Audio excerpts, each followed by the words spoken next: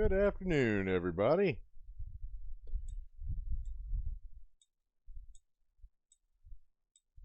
Oh, I forgot to turn on the desktop music or sound. Let me get that real quick and hopefully not crash in the meantime. How do you like that? That was pretty dexterous planning there. Okay.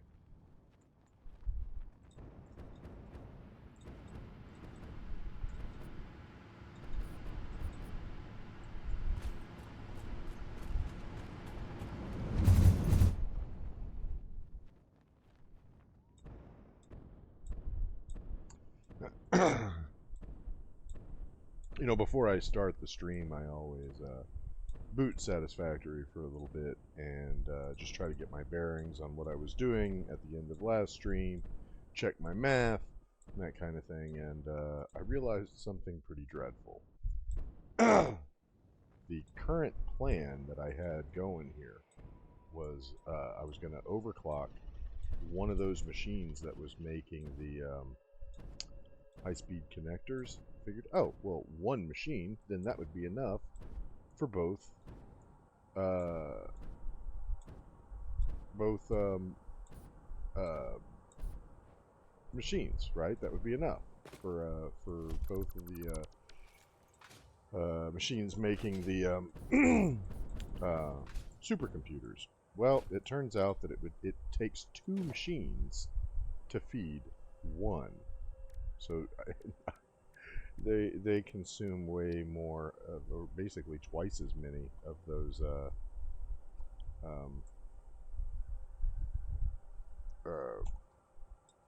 yeah, they consume twice as many as I thought. That's essentially what it boils down to. So we are going to have to reorganize some things. Because, yeah, so, they make, unoverclocked, they make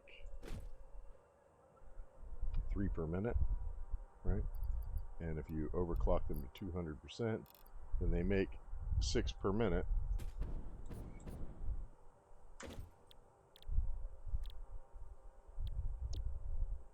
These consume 5.6 per minute. So I think I'm going to end up like I was seriously considering getting rid of one computer, and just having one of these things making supercomputers, because this is a situation I ran into before, because that's already, I mean, that's consuming so much material already. You're talking about 105 plastic per minute. I mean, remember now, the place where this is going to be pulling plastic from is the same place where my battery factory pulls its plastic. 105 per minute. That really threatens to cut into some important materials there, but I think we're going to be able to pull it off. I'm just not going to be able to run them quite at 100%. We're going to try to see what percentage they need to be at. What the hell happened there? What percentage they need to be at to get the high-speed connectors down to a whole number. So 89% seems like where they'll be running.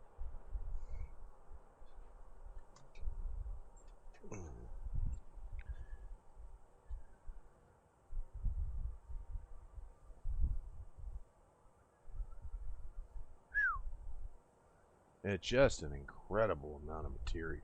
Just an incredible amount of material. Like, it blows me away. 89, even at 89%, they're still looking at like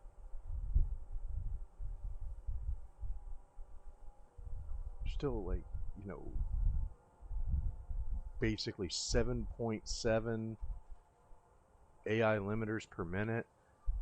One device makes 5, but it consumes 100 quick wire. So I mean, every time I see these numbers, I just keep seeing the amount of quick wire that's got to come up in here just keeps spiraling up. right? Like it's just going soon we're not even going to have the belt technology to move it all in here. And that's just to build 3 of these fuckers per minute, man. God, that's crazy. I mean, we're gonna try. You know, I'm definitely going to try not to have to ditch one of these. But you know, I now see why Coffee Stain has said that in 1.0 they are going to be cutting down the material requirements to build supercomputers. Because yeah, of course. I mean that's outrageous. Talk about a ridiculous ramp up. And then you know they amount to basically nothing. Like they're just one other component that you have to keep in your inventory to pop off a couple of splitters and stuff. You know, like you need them to build a nuclear reactor and a programmable splitter. That's also changing in 1.0. But yeah, all right, let's get up there. I want to take a look at what it looks like from up here. Probably need to bomb a few of these fuckers too, because oh, I missed. Jesus Christ, man! I mean, they're huge, big fart bags. How hard can they be to hit?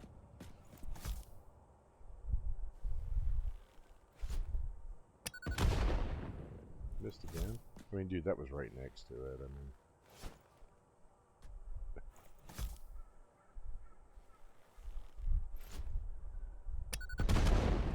There it goes. Finally got it.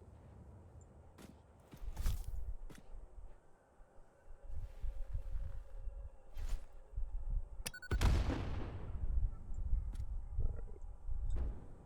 Dead or alive, you're coming with me.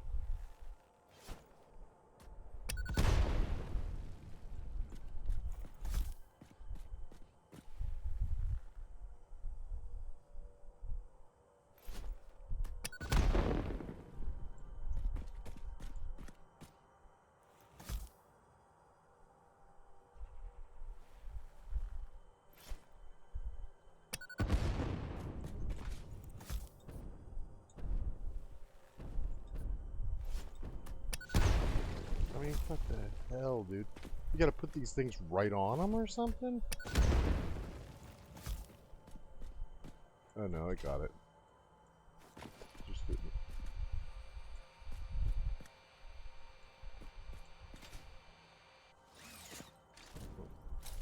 I'm still taking poison damage over there. I don't see anything generating it. Oh, I see. It's like really tucked in there. Oh.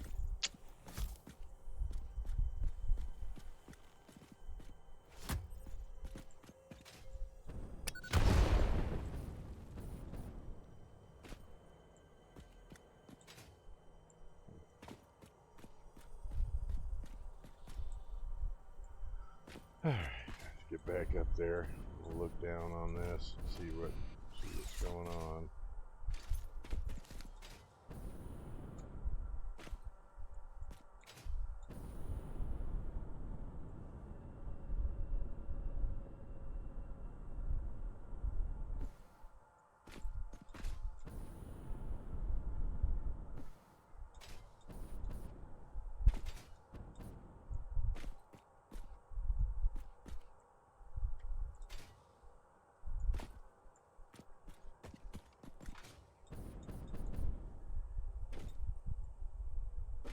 Yeah, that looks awful there.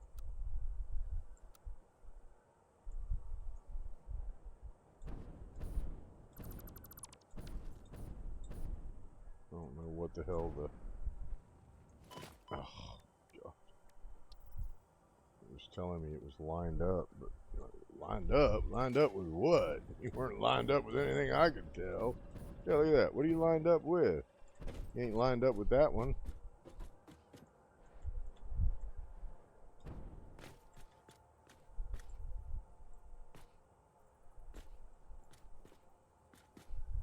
Yeah, I think that's better. Yeah, okay, same. Decent distance back from the edge. Yeah, that's a little better.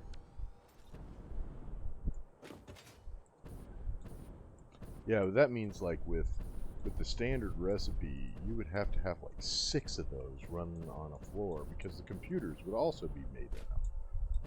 Can you imagine that? I mean, my God. Aside from the amount of power it would take, just the sheer space just to make supercomputers. Like, you know, these days a cell phone is also a supercomputer.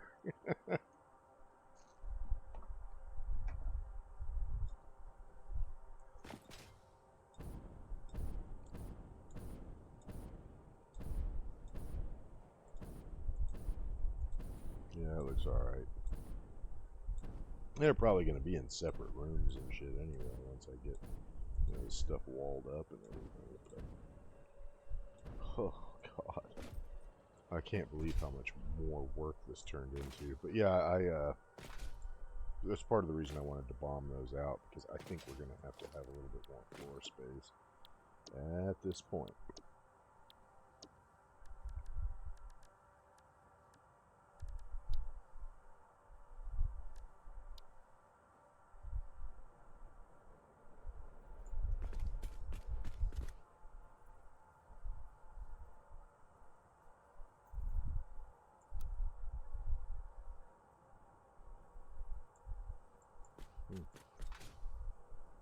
What are you clipping with here? Oh, right. That's yep. Okay, we'll have to get rid of that.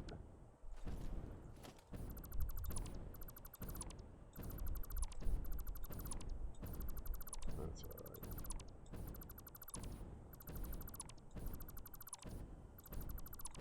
We really didn't need it over here anyway.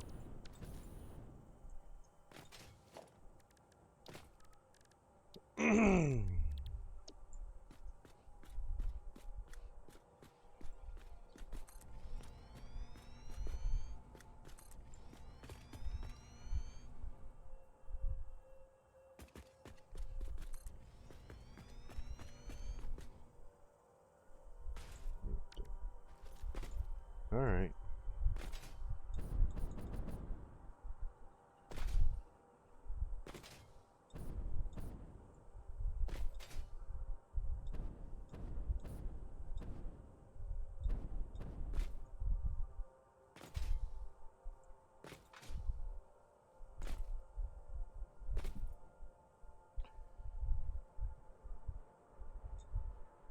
You know, when I'm done with this, I plan on having the road continue and make a right turn on the other side of it and just like head this way. And then when it gets to the end of the building here, it'll make a left turn and just continue on out into the desert. I don't know what I'm gonna put at the other end of that, but it'll be something, I'm sure. Or, you know, I'm saying that, but honestly, I mean, we're getting pretty close to the end of the playthrough here. We'll get rid of that and turn it around.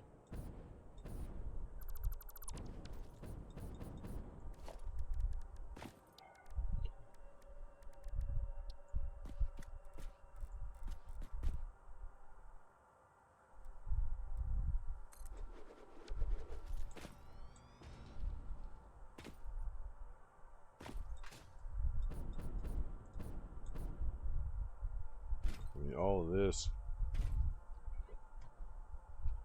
I'm just going to be making, I mean, I'm going to be putting out a lot of quick wire, but the consumption can't go up much more, because if it does, we're going to have to split it into 2 belts. I mean, I've got the super fast belts, and there's still not enough. That's a bit extreme for this tier.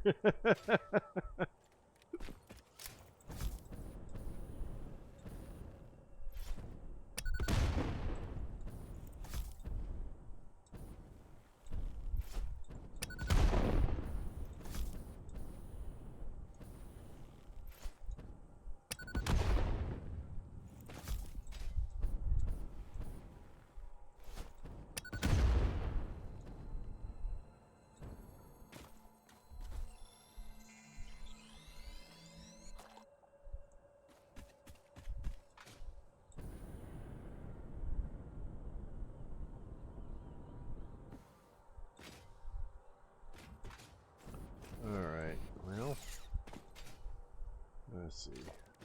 Build these smelters.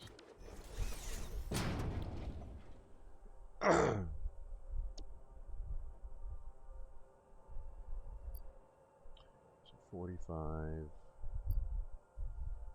I believe it puts out like 24 per minute, right? 240, yeah. So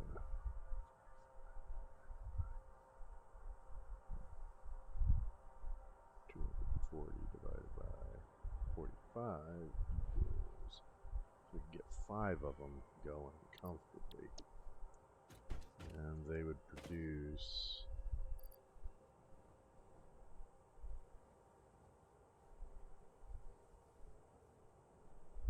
75. Yeah, that's probably enough, because that Caterium recipe that I've got for, yeah, for making this stuff is not that intensive. I mean, it only, let's see what it is. Hold on, let me land somewhere and pop this out.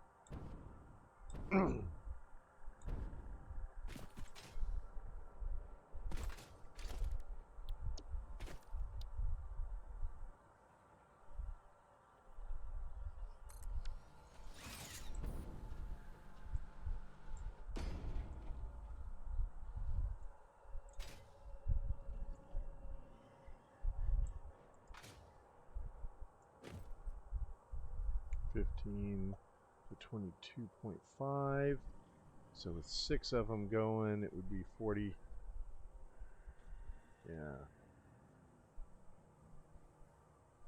Yeah, 45. And did we just say it would make 50? Actually 75. So yeah, I mean, that's good enough. And it would make 90 times 6.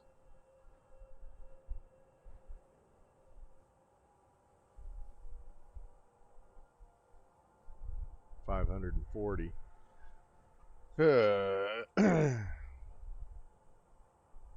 Minus 360. It's only going to leave me like 180 quick wire flowing out.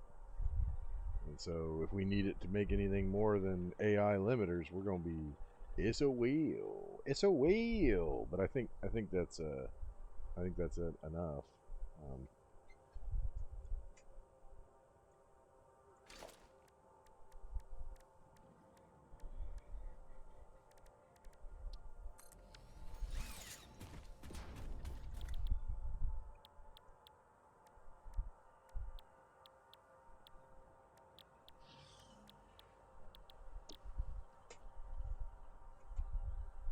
Yeah, because that would be 5. And I think I need to make 6.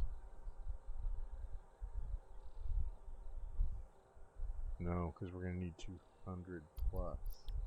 Damn, man. Oh my goodness, we're going to make even more.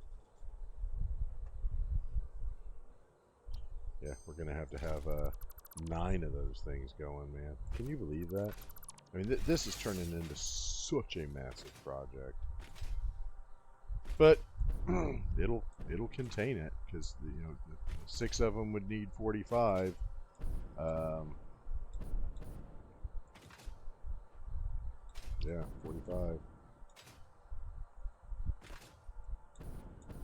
And then, so if you added another 3 of them, that would be what, another 22 and a half. So that would be like, yeah, not even 70. And we know that with 5 of those with smelters, they'll be making 75.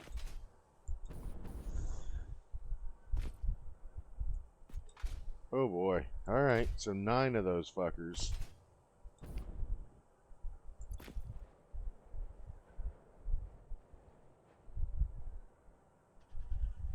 Yeah, 810. So now we are above the upper limit of our belt technology.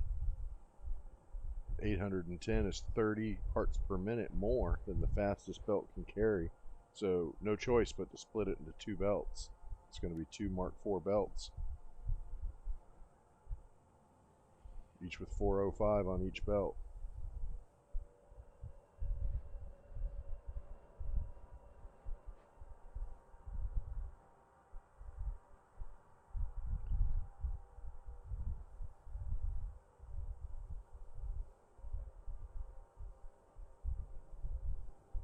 Jeez, oh Pete, man. Alright, let me check them things again. Let's collect our materials here. Looks like I already got them. Alright. We need to check my numbers about how many of those AI limiters they need.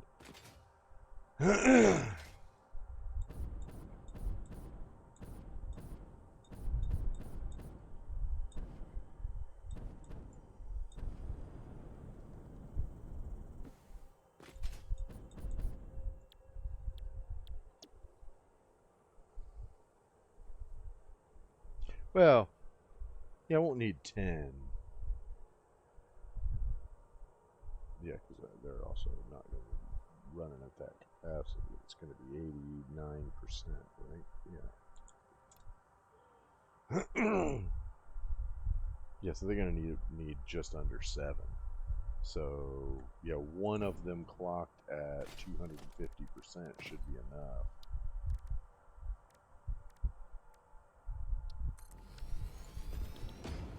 Nope, I'll need to get the slugs for it, but shards, I mean.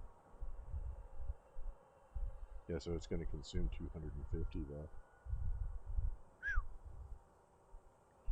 Well, no, I think actually only one shard, so it would be consuming 150.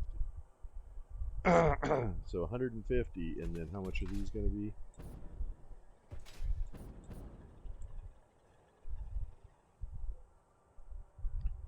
So 360 between the two of them. So 510. Yeah, it's not as bad as I thought. Yeah, 510. 510's not too bad. Let me just make sure I don't think the supercomputers need it. Yeah, they don't need it. So yeah, because there are other, and then the computer recipe I'm using uses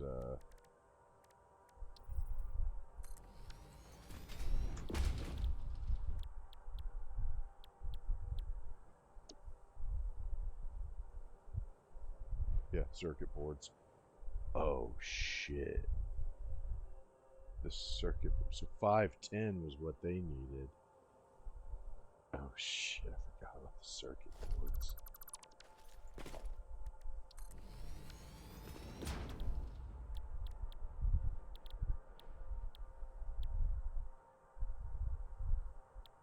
Oh, that's right. They're not using quick wire. Yeah, that's not the recipe I'm using.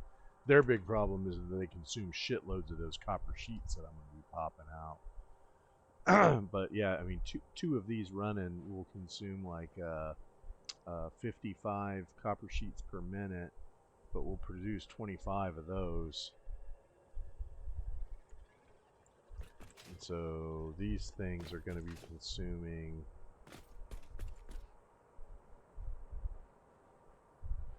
18 of the 25. Ooh. 18 of the 25, and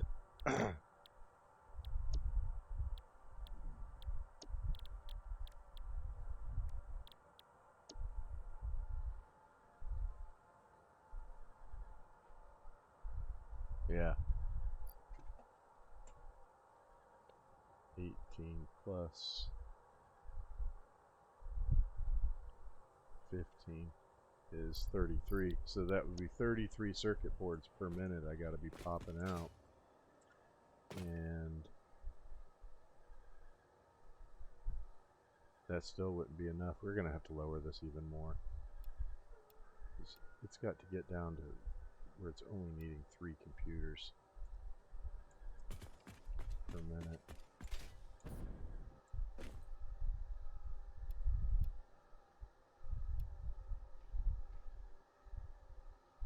There we go, 80%.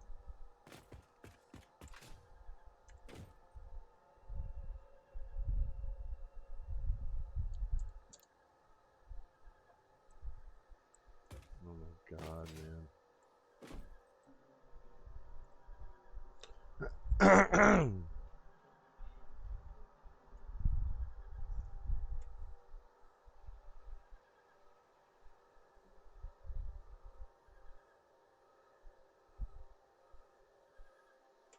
Wow.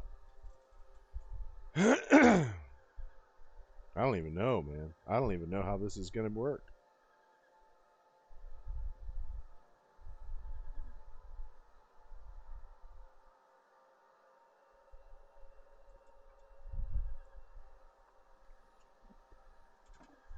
All right. Well,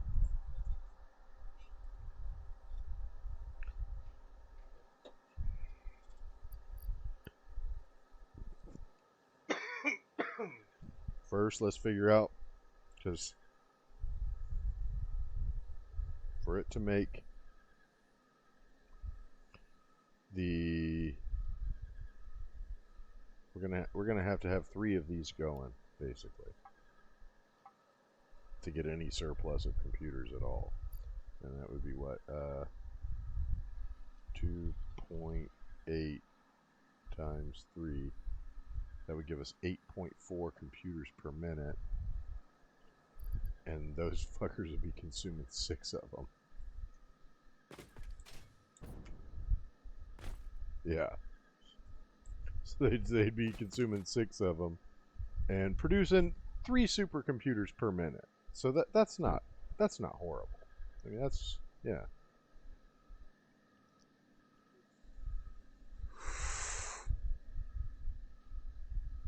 So I'd basically be popping out 5 additional computers and 3 supercomputers per minute, and like one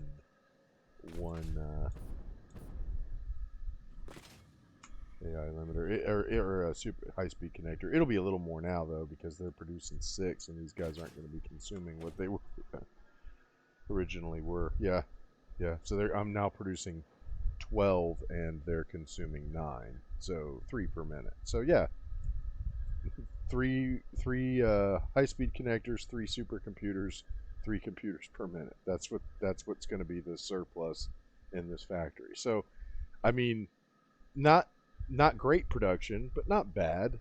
But I mean, wow, that's a lot of material coming in to pull that off. Just that low tick rate, man. I mean, that's an incredibly low tick rate. Pardon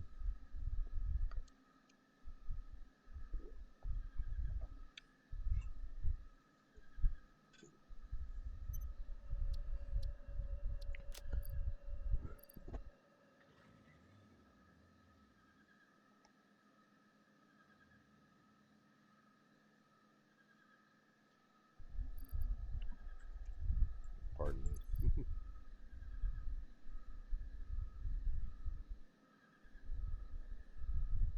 Welcome back, Lynn.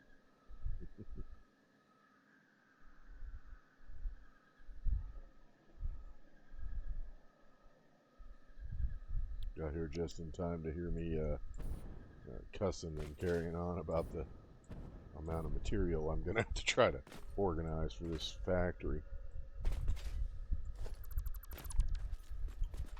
Okay.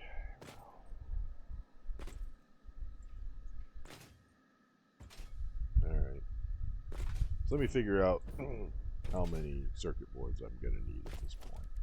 So, let me get a piece of paper.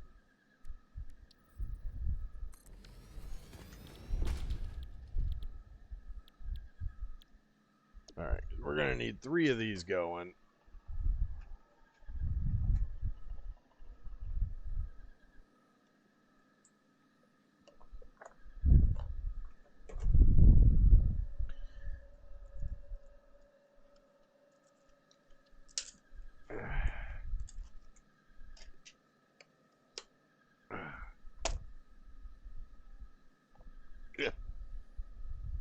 So 3 of these going, producing 15 circuit boards. Or, yeah. So it'd be 15, so it'd be 22.5 circuit boards just on the computers we need.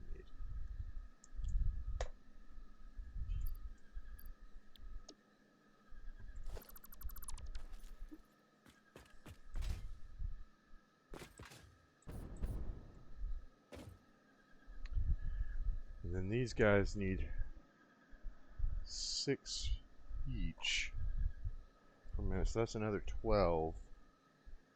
So that is 34.5.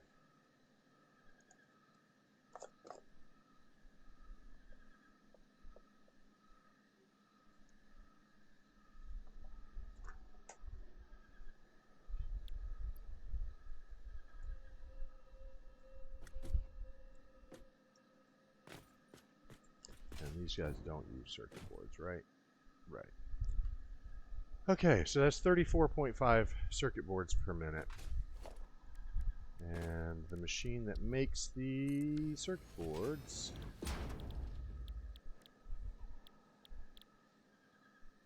I could do that, but that would make my I mean, it would spit out a lot, but then it would increase my consumption of quick wire silicon circuit boards, and they spit out a lot more anyway. Alright, so what do we figure out? It needs 34.5, so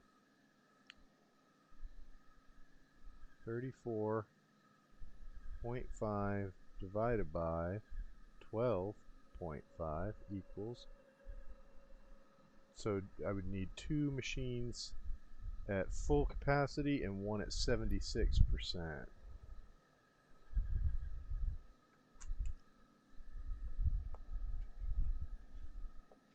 So that's what? So it's 55 copper sheets.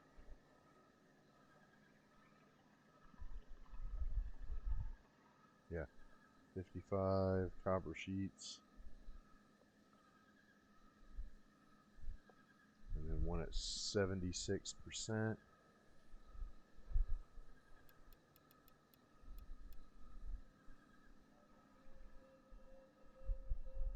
So say another 21.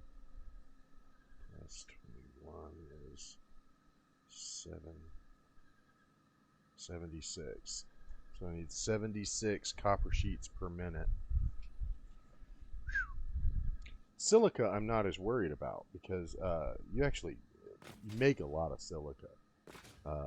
The one thing that's annoying about it is it stacks in pretty big stacks, I believe. Like I think you can stack it in like 200. So it's okay for drones to bring it, but they consume it so fast. It's gonna be like constantly making trips back over there. Oh. One more thing that's going to be consuming copper sheets. I keep leaving this sucker out. And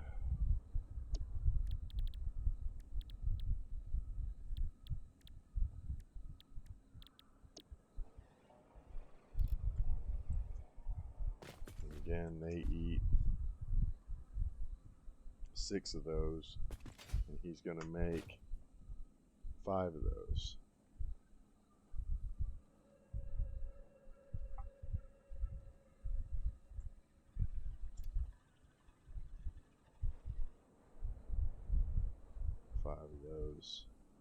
So he'll need 30 more copper sheets.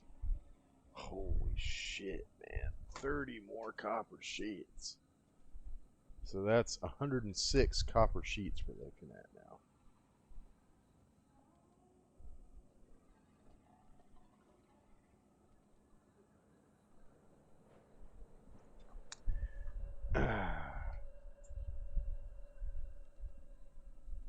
106 copper sheets, 120 quick wire.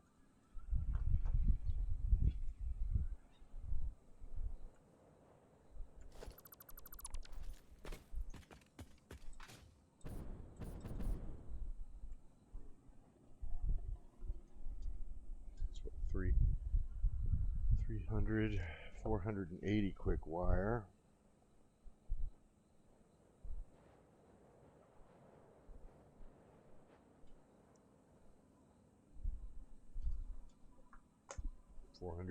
quick wire, and there was something else that used quick wire. I thought something else. It's AI limiters. And the circuit boards did it in another recipe, but not now. I think that's what I keep getting hung up on, is I keep thinking that they were using it. They're not. And supercomputers also don't need them. Yeah. I mean, they better not. They're using 2 items that you need quick wire to be built. So, yeah, yeah. I'm just getting hung up on that. All right.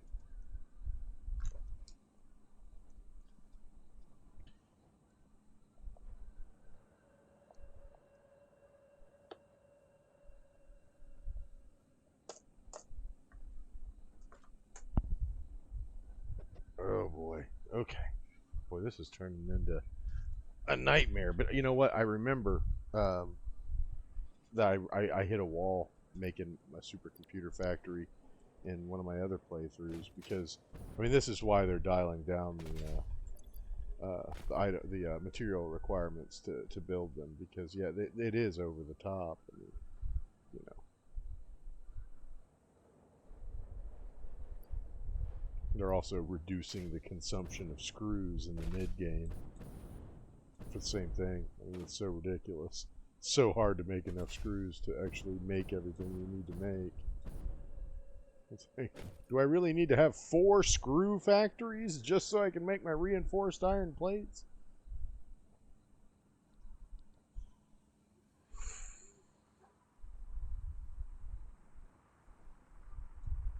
Okay. All right. Well, that's clearing things up. Let's go count how many uh, copper sheets I've got.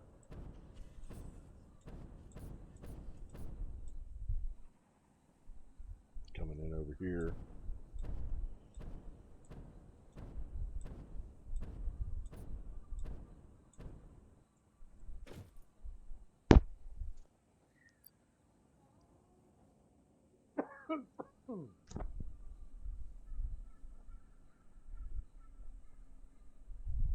Yeah, so this array is making 135 copper sheets, and the factory will require 106. So we're actually overproducing that. You know,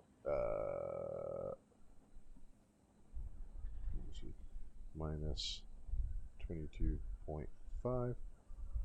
Yeah, I could actually get rid of one of these machines. I'm gonna leave it for now, just so I don't end up having to throw it back in. But yeah, according to my math, I actually only need 5 of these machines, and even that's still overproducing. But only by like 6, so it's not really worth retooling anything. If I really needed to, I could downclock one of the machines and make it produce just slightly less. But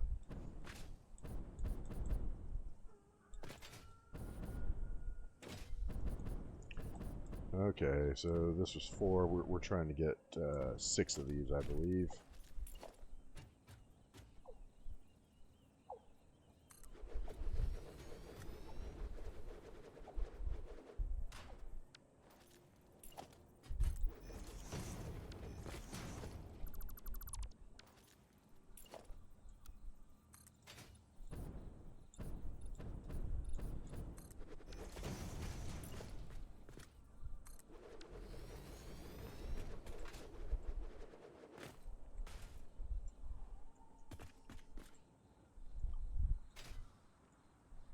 Oh, you idiots. You're turning the wrong way.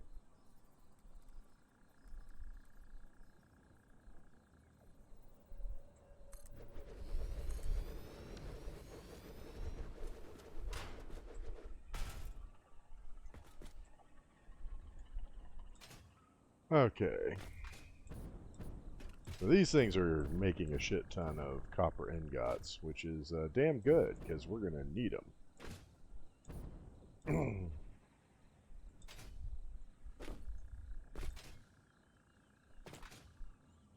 This over here is the iron, and they're each going to need 25 iron per minute. There's what, 6 of them?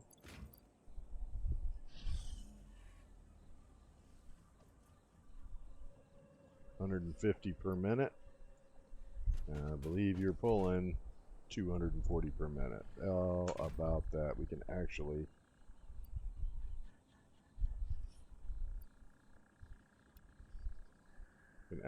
down clock.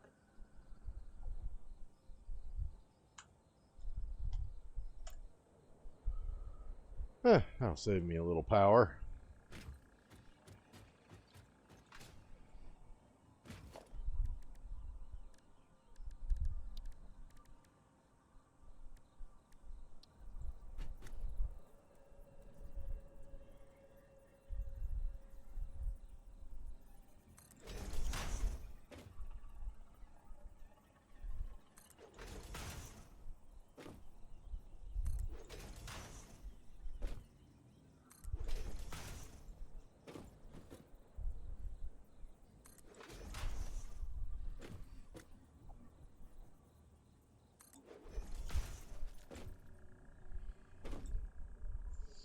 Hmm.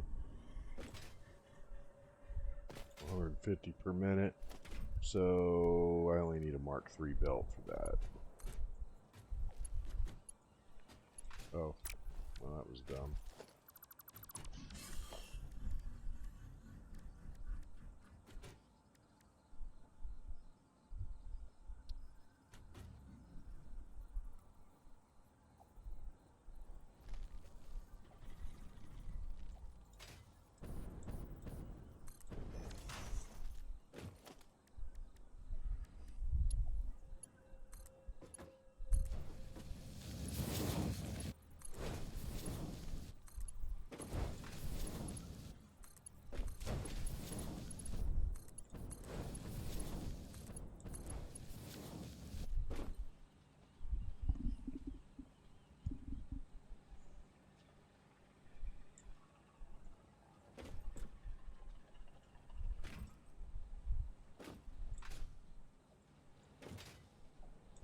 Now, how much in the way of copper are you going to need?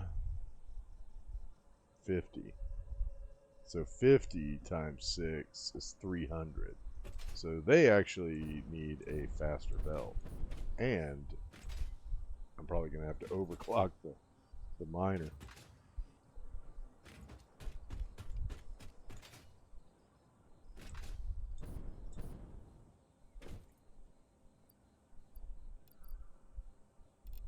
Yep.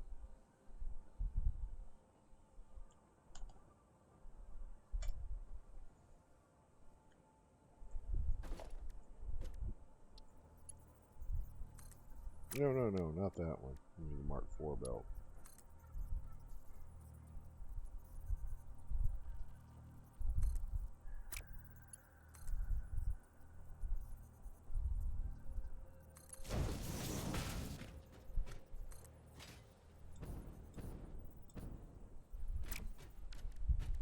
Let's see here.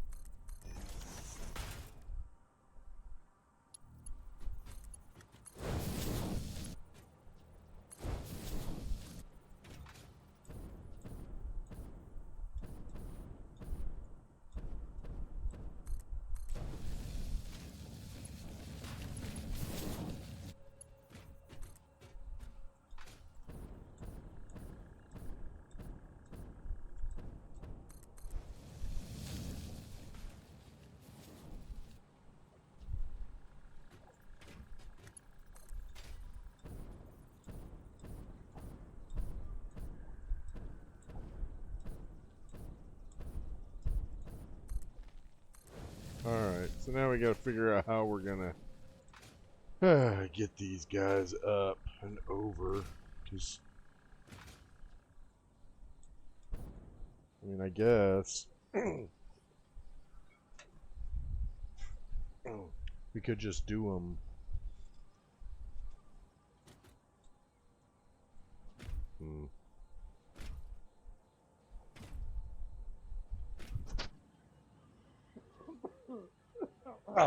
Actually, you know what? rather than try to do something crazy and complicated. I'm just gonna build a platform just over their heads.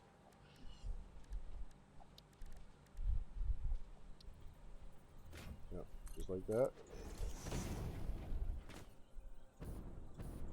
And then we're gonna go, let's see, what do we say? We make it, tend to like metal for this kind of work.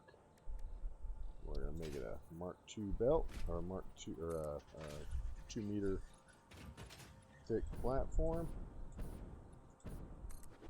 Just put it right there. That makes it a little easier.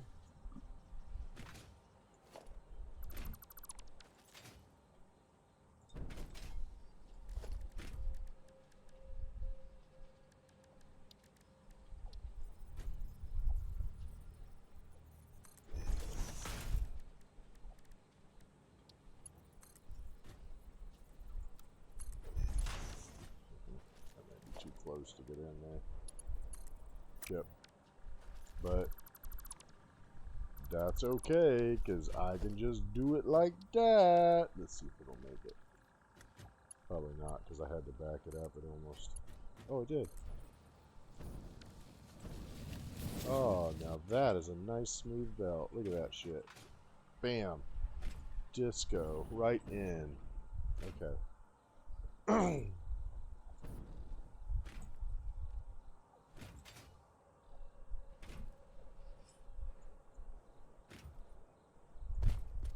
And each one is going to need 50. Okay.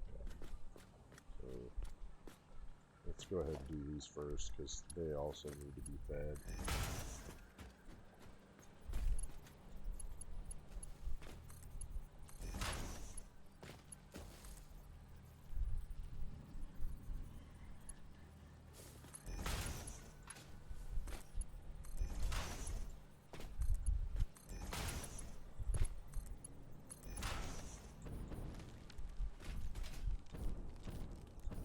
Get out of here. Stupid. These fucking animals always like taking up all the space. Who do they think they are? Be kind to the animals. What's wrong with you? Oh, yeah, I guess I should be. They were here first and all, you know. Oh, is that not? I could have sworn that. Is it not lined up? Or... Huh. It says it's lined up, but... Is it not close enough? Huh. Normally when they're that close, they'll... maybe I just didn't put it close enough. Let's try. Because normally, they'll just snap right in. Like... Huh. Well, I wonder why. That seems close enough to me. Okay, well, if you say it's not, take your word for it.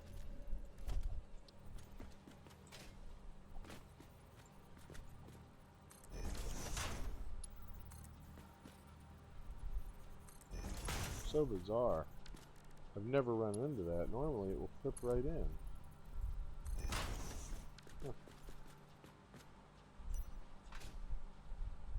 It probably means I don't have something placed exactly where they think it should be, but that's really bizarre.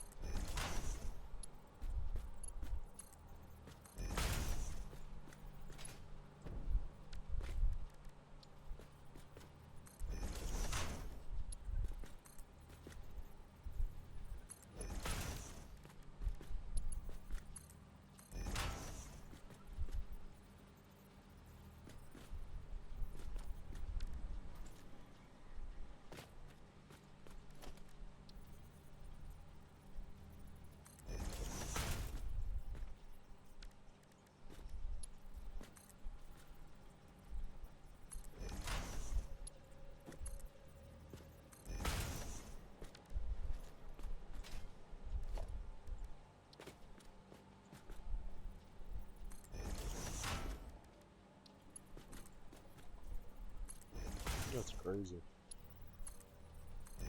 Okay. Well, all of them are belted up.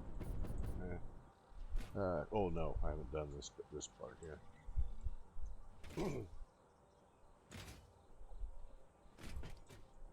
So this one, yeah, we'll go ahead and do them first.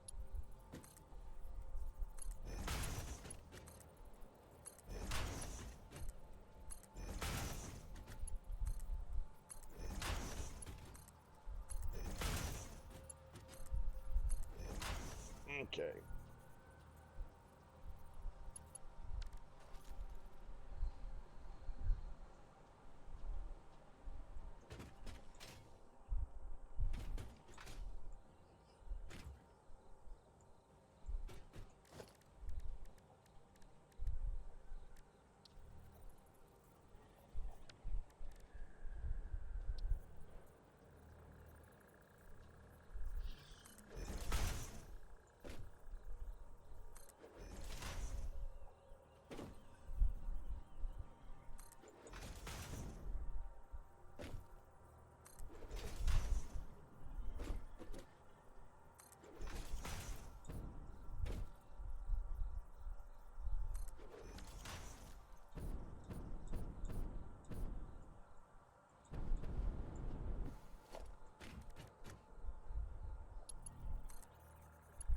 See, that connected right in. See, you heard it snap? It just snapped right on. That's why I'm like blown away, because normally if it gets that close, this just extends out and covers that mouth, and it just automatically connects. But for some reason that didn't happen. Like it might even reach from here. It's fucking autosave, dude. They have got to fix that. Yeah, see, it's just barely missing. I don't know. That's really weird.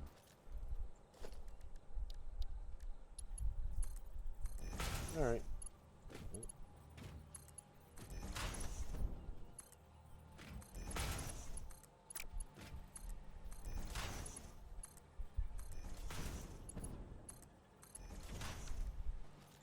Okay, now we just run all of them together.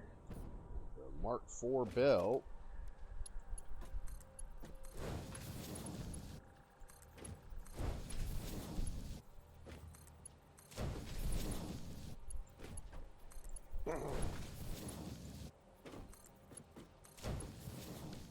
Okay. So now, once those machines come on, they'll feed all of these foundries copper and iron ore, and they'll just start spitting out tons of copper ingots, like 600 per minute total. So many that I'm going to have to put it on a super fast belt just to get it out of here. Which we're going to do right now.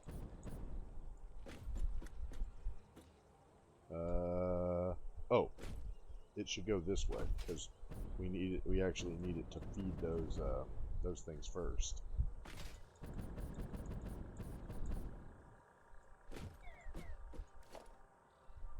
But see, yeah, so we're spitting out 600, and those are eating. I think I had said 112. So that'll leave like 400. We figured out that the excuse me, the quick wire maker would need. I think we figured out that it's going to need 9 of these. So 9 times 37.5 is 337.5. So 600 of them are coming out of here. By the time they get over there, it'll be about 500. So, yeah, we're making enough. All right, so we can call that a successful need fulfillment, let's call it. Yeah, all right. Not bad. Yep. So numbers so far are adding up. That's good news. Yeah, in 1.0, I plan on like spending a little more time, you know, like actually sitting down and designing these things. I had a lot more success in a different playthrough where I really did sit down and design these factories a little bit better. But this playthrough, I was just trying to basically get my techniques up for 1.0. You know, 1.0 is coming out in just under 16 days. So, yeah, I didn't really want to spend a lot of time designing factories. I'm more interested in figuring out what kind of mistakes I make when I make factories and how to sort of, you know, compensate for that, what sorts of things I have to look for, and, you know, new techniques I wanted to try, new building styles I wanted to try. So that's been a lot of what this playthrough has been dedicated to.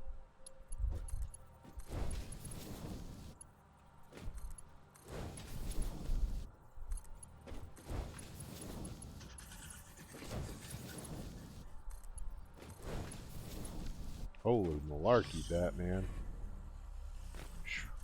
That's a whole lot. I mean, those things, you can't even, like, you can't even run. This belt's so fast you can't even run on it. Like most of the other belts, you can actually run against the speed of the belt. This one's so fast, I'm sprinting right now, and it still has me pinned against this thing. Like, you can't run against the momentum of the belt.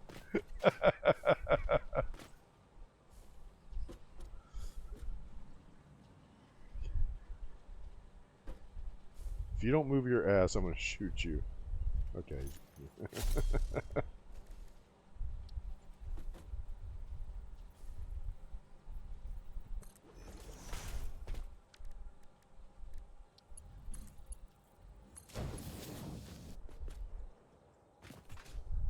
I hope it'll make it this far. I don't think it will.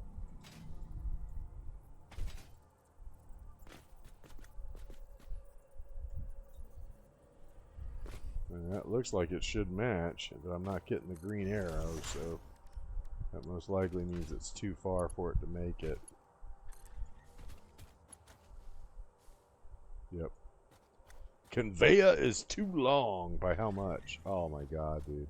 Look at that. Literally barely too long. You motherfucker. God, man. Okay, well, you know what? You know what I'm gonna do?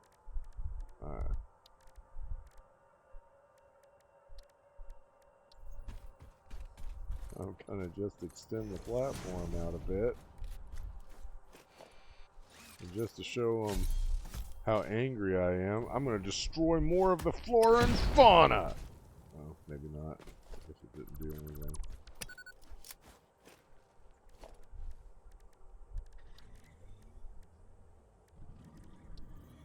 Oh, yep, now I'm getting the green egg. Okay.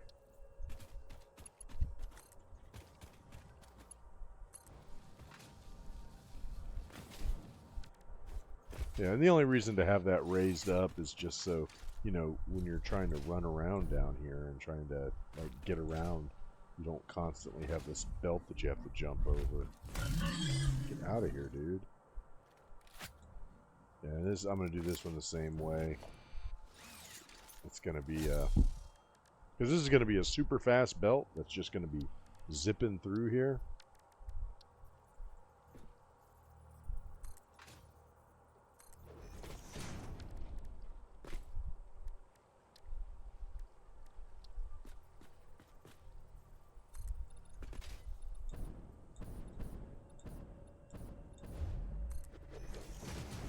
Man, you are getting on my fucking nerves, man. Get out of here.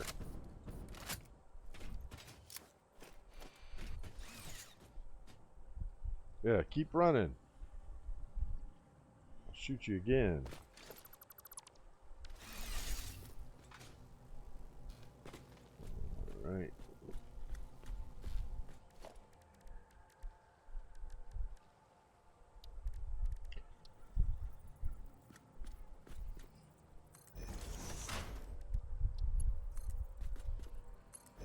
Now these I knew wouldn't hit because it's far enough back that I knew it was going to be not completely in alignment, but oh man, I can't even fit under there. There we go.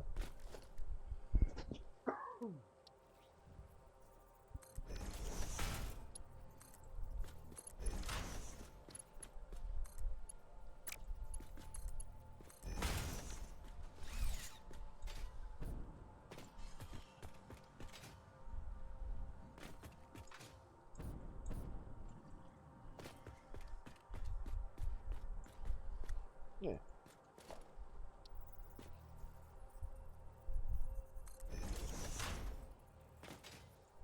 Oh shit, they're not lined up. Yeah, this one is, but that one I pushed up too far. I have to straighten it out.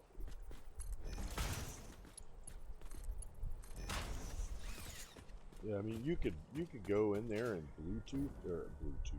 blueprint all of this, but it's difficult with large machines like the refinery here to blueprint it because it doesn't want to fit in the blueprint designer. It's like it just won't fit unless you put it. Yeah, that's what it was. Unless you put it directly like on the ground in there, you can fit it, but it's still, by the time it gets to the front, you barely have any room for any logistics in front or behind it. So there's some machines I Bluetooth or blueprint, and others I don't.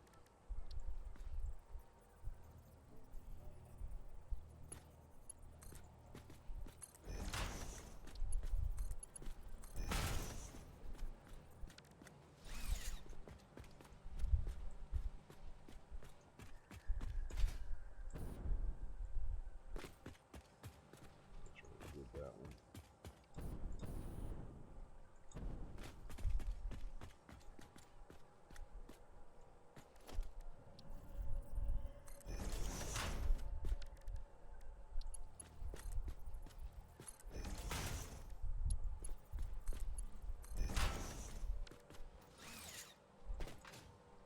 Oh, you can just jump here. I've been like running around all crazy.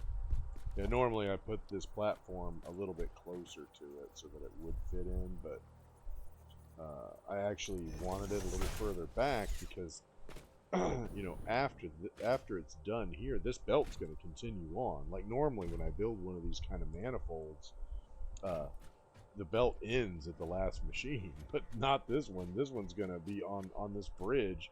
I'm probably have to take it up a level so it'll clear the water extractor there. But it's got to keep heading over there where the caterium is, because the caterium is going to mix with these copper ingots and produce like just shit tons of quick wire, and that's going to be coming back this way toward the factory. So I mean, there's just so much belt work going on out here. It's really kind of crazy. Push that one too far back.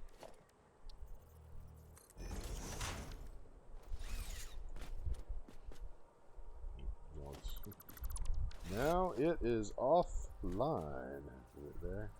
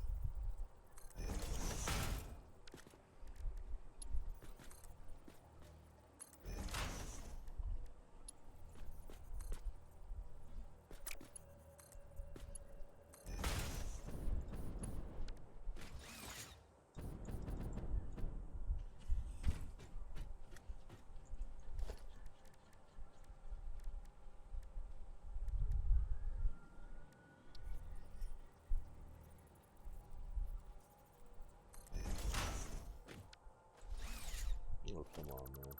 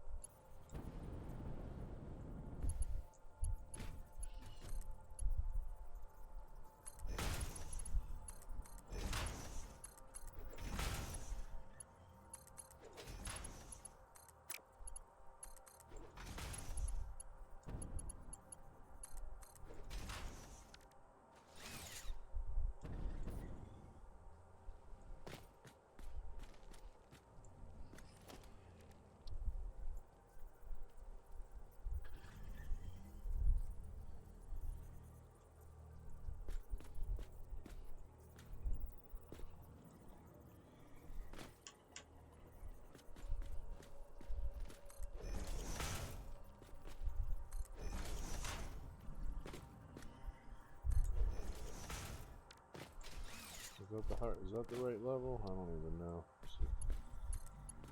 Yep.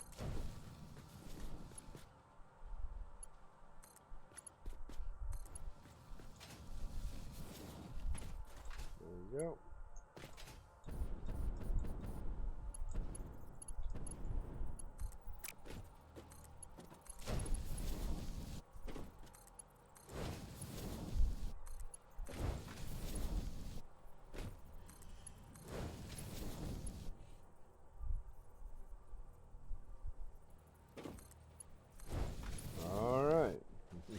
That's a bunch of copper ingots going into holes in a machine.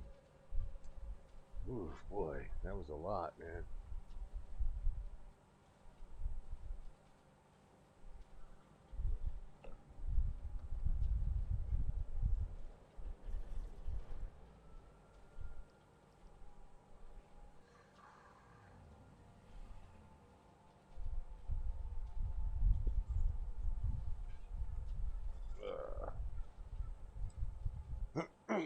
Well, what we got here?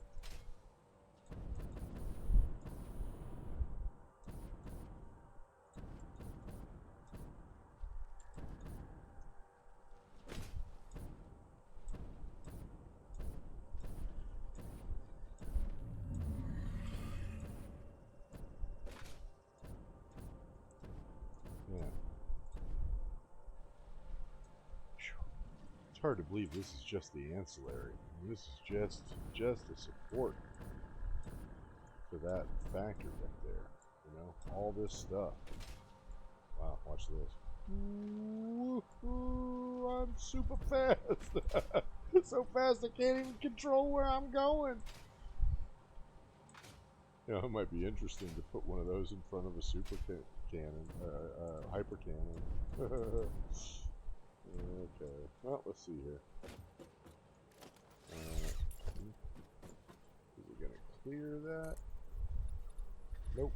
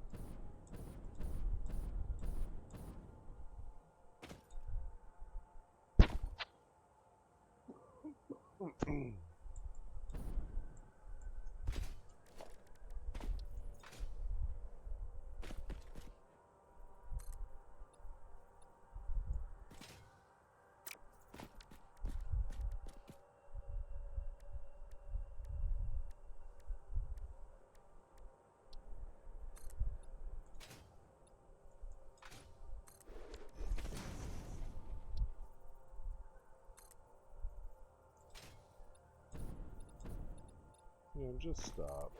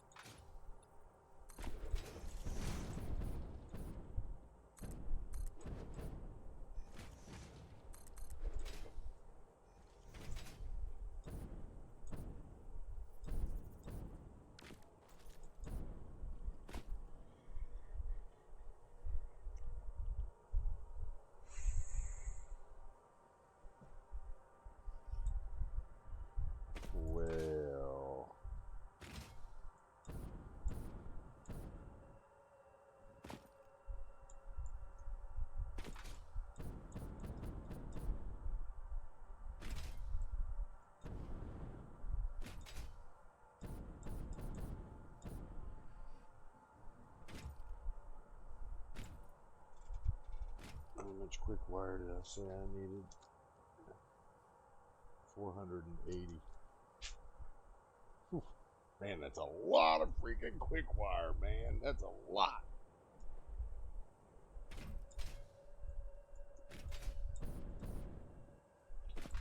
Yeah.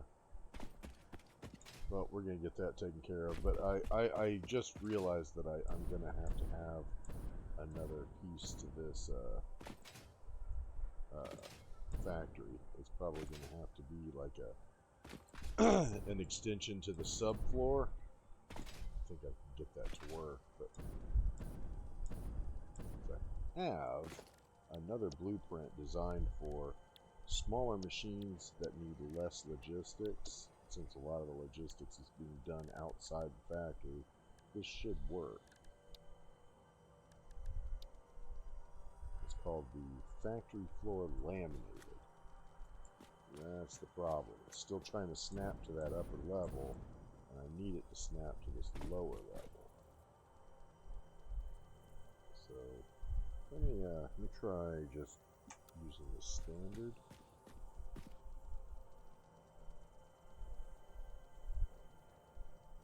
I think that might be right, unless it's still snapping up there. Yep, it's still snapping up there. Alright, let me try something.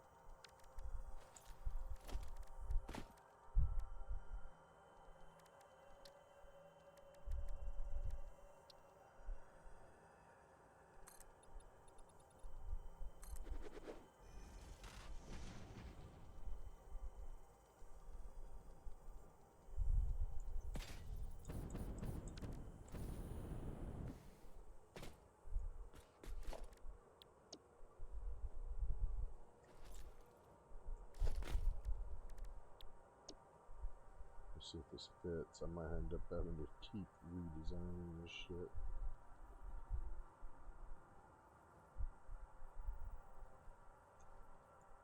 Why? Why is that? There's nothing, no reason for you to assume that I want... Yeah, like that. Do it. Oh my god, man.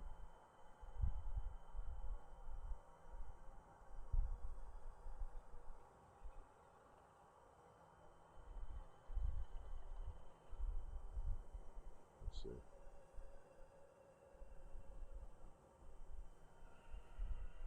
So they'll assume that I want the bottom to snap to the top, but they won't go the other way around. Why not? That doesn't make any sense at all. Okay.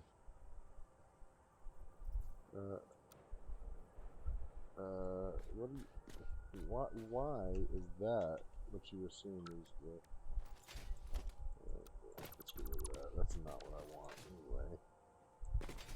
Okay, so you're just not going to do what I want.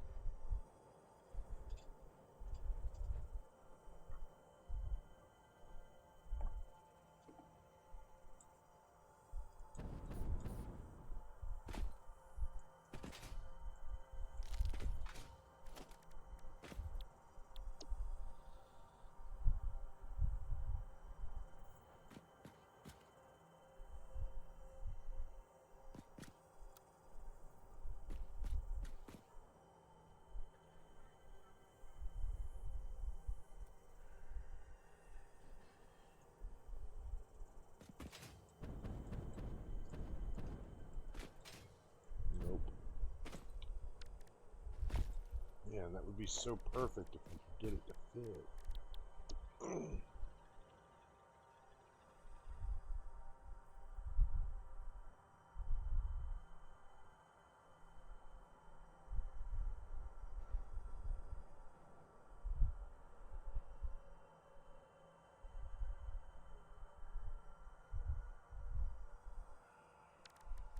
Okay, well,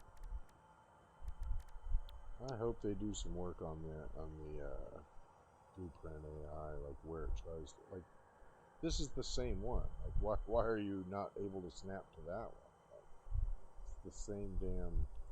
There we go.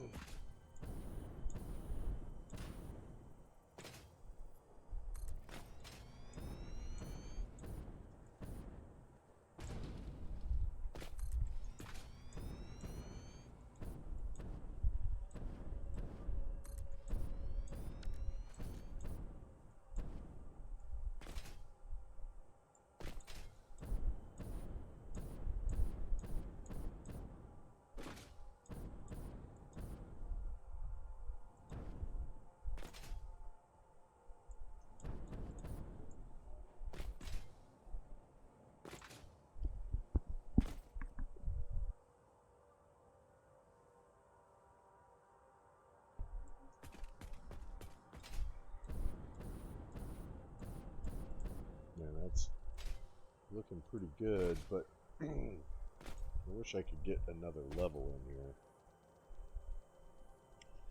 I guess I have to avoid thinking like that, though, because it's already likely that it's going to be getting 2 items from above. No, just one. The plastic.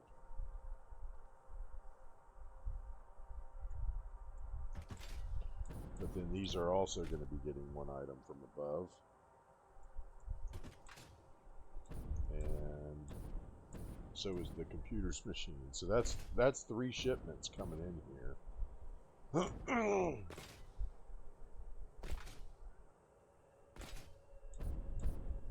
Which actually is not as bad as I thought.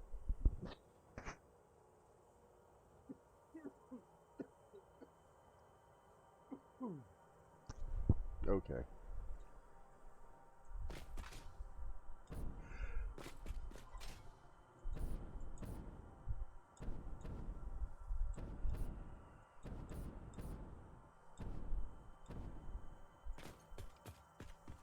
Is that still poisonous? Guess not. Just some animated poison gas still lingering around.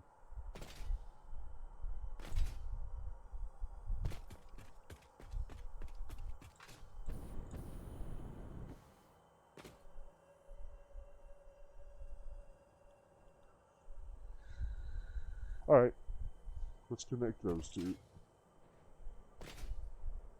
Because they're going to be making the quick wire out of here and just bringing it in from outside the factory.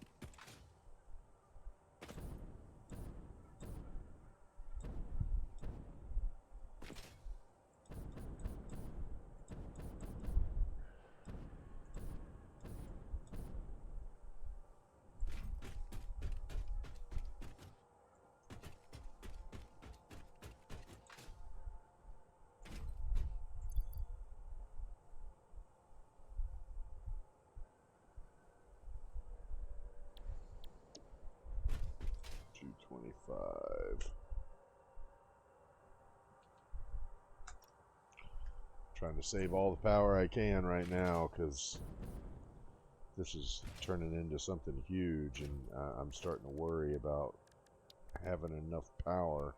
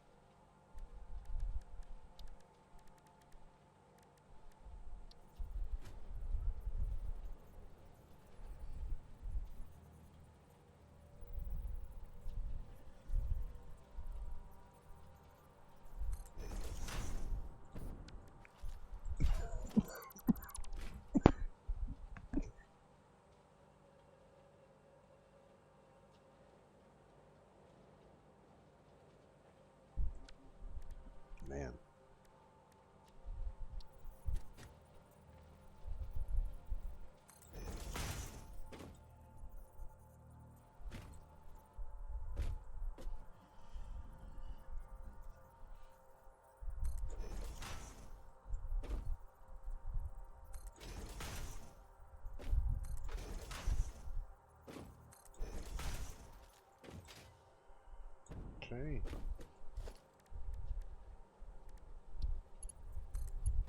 Oh yeah, perfect.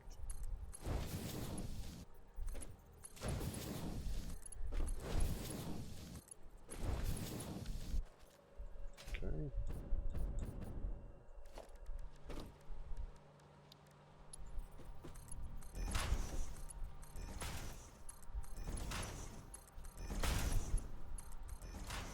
Okay, all of them wired up.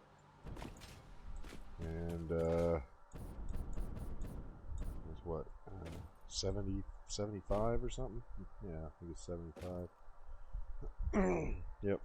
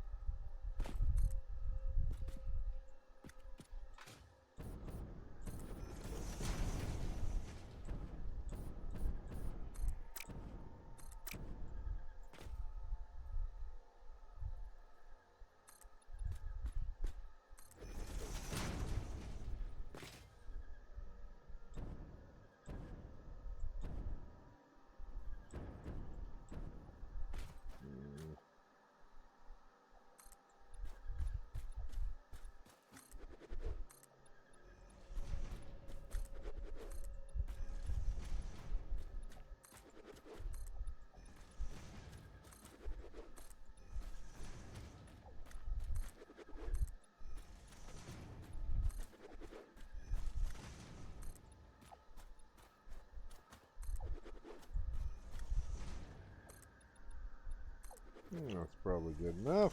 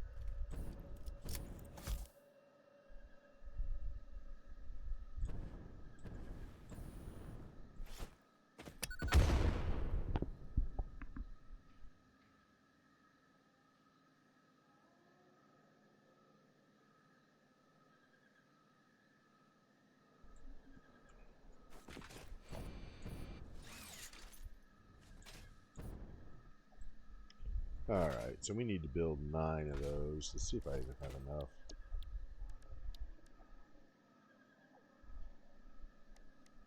Nope. We'll have to head back anyway, but I'll finish getting all of this connected first.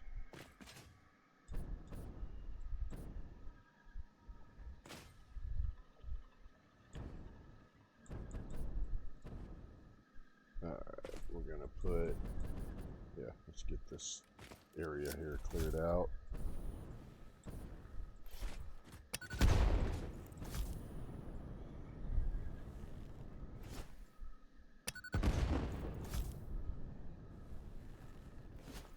Come on, man. Gonna make me use up all my novelesques on one fucking tree, dude. I got one left, so better make it count. Better get all them trees, man. There you go. Nice shot.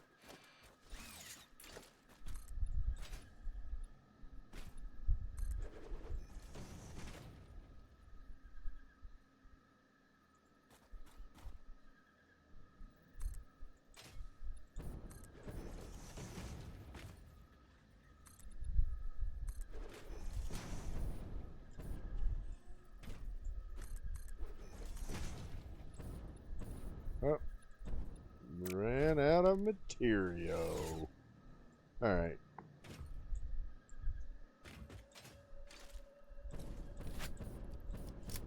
I mean, that's always going to happen, you know, when you're doing these big building projects.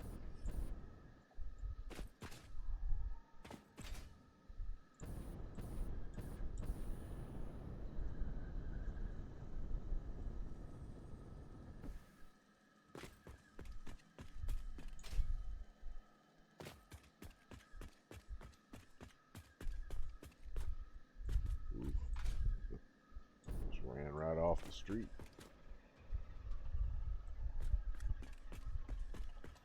I'll put a crosswalk up here or something.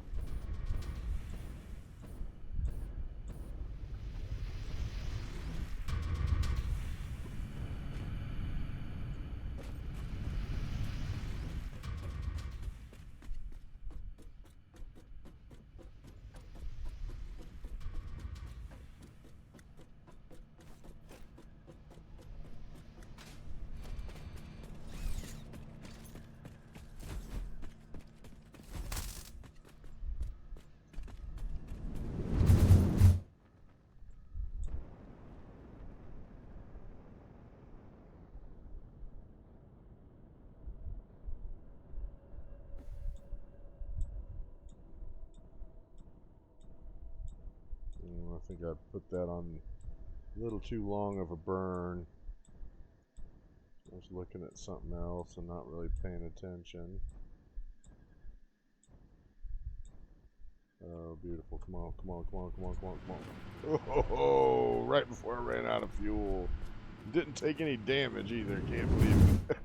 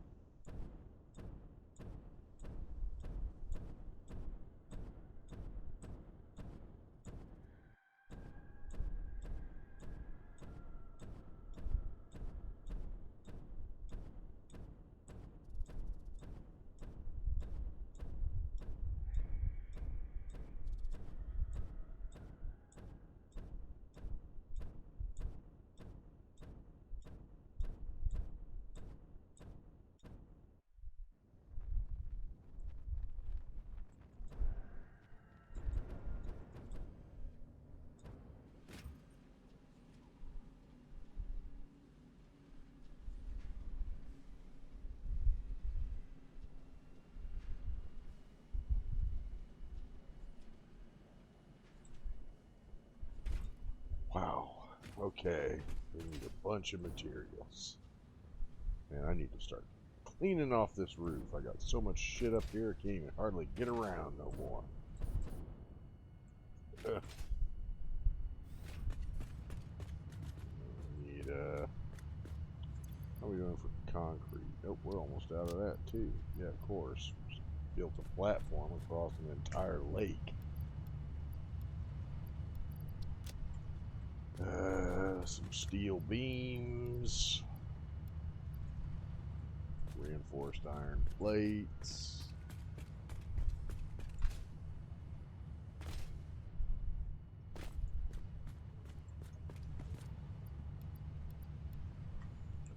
And some cables.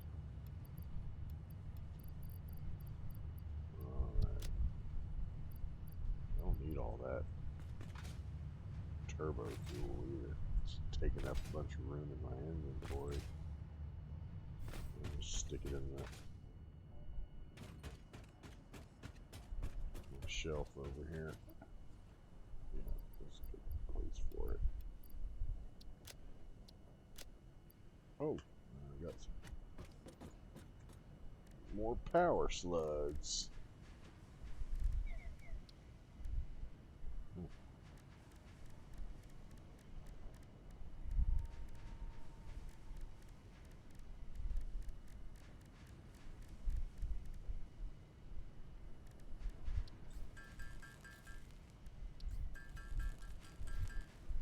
Just keep them for now.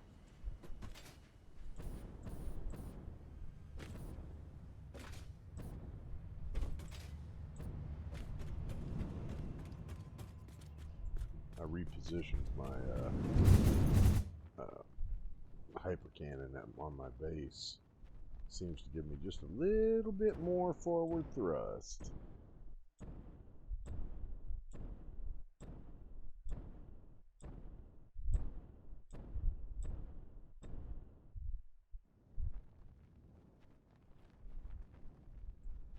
Yep, it definitely does. And a little more altitude.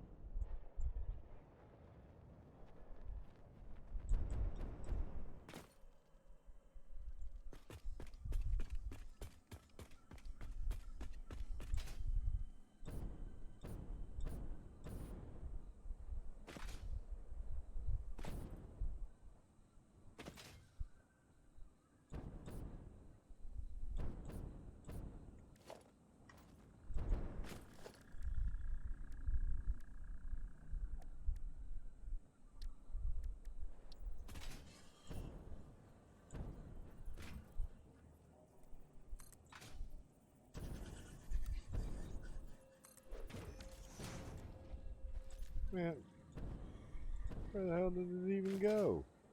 Good God.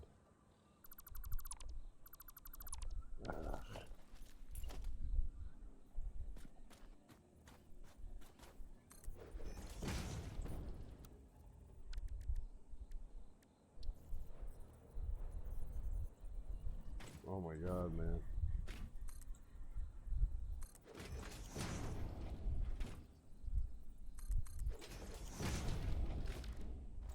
Alright. I probably should have brought some more nobelisks.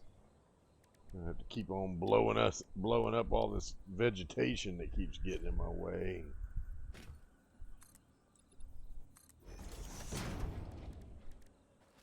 Oh, let's put one more out. And then one more on top of it. Yeah, there you go.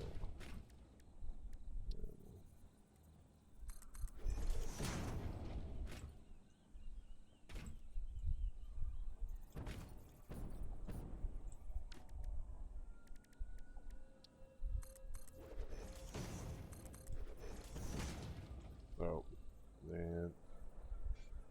In the middle of a jump while I'm trying to place stuff, that's when it decides to autosave. Out of my way. Yeah, that's a good one. Need to put it right there, I guess. Really didn't want to put it there, but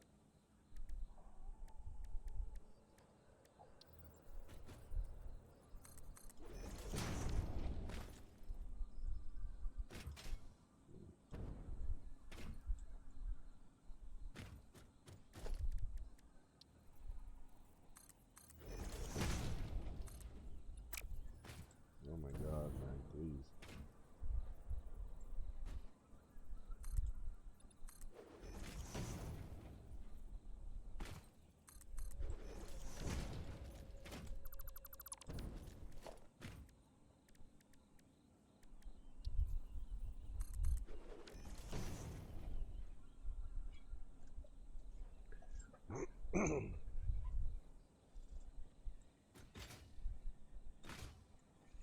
Alright, I think that, nope, just a little bit further and it'll line up with that. And should be able to bring up the conveyor belt.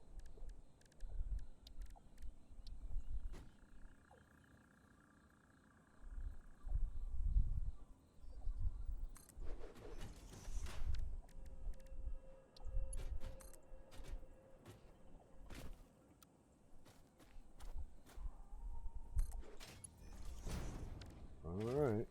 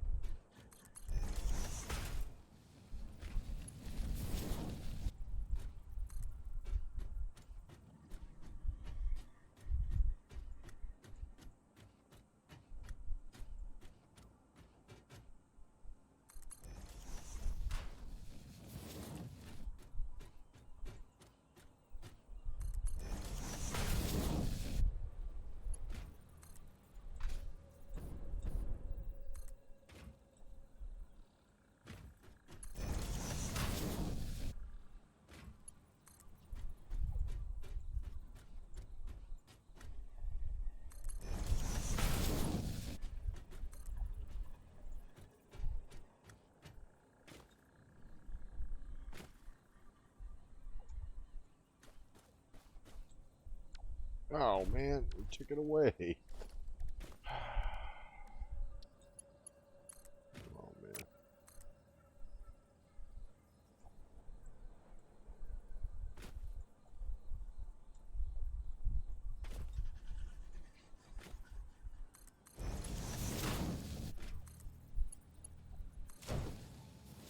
All right.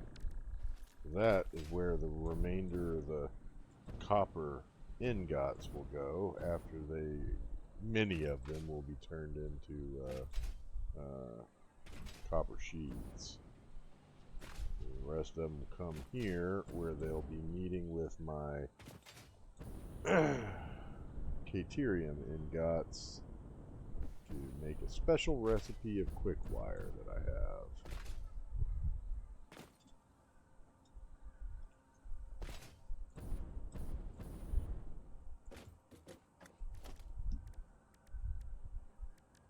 You know what? Since that one's coming in that way, I'm going to have this one come in the same side. And we can feed them fuckers from the same side. So we're going to start over on this end here and run the mergers that way.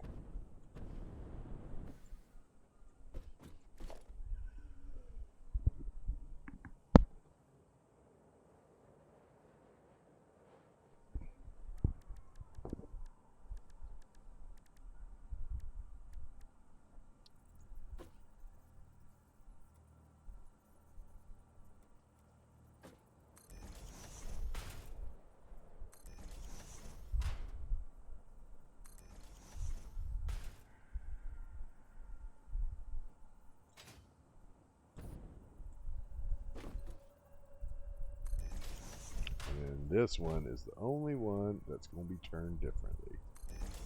So you got the belt to go that way. Alright. Now, let's load these fuckers up. So each one's only kicking out 15 per minute.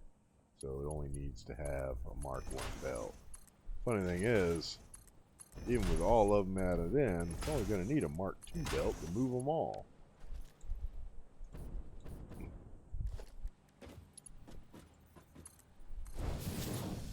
Because it's only making 75. Mark 2 belt will hold 120. So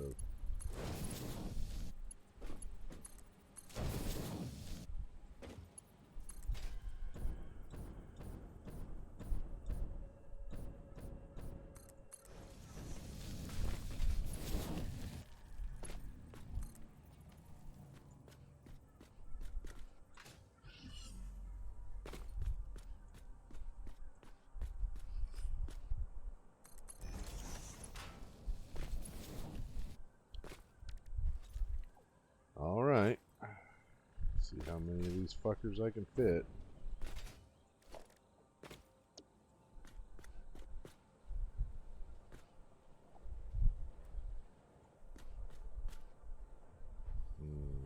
Nope, it'll be this way.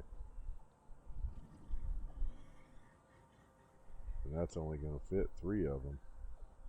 We got to get 9 of them in.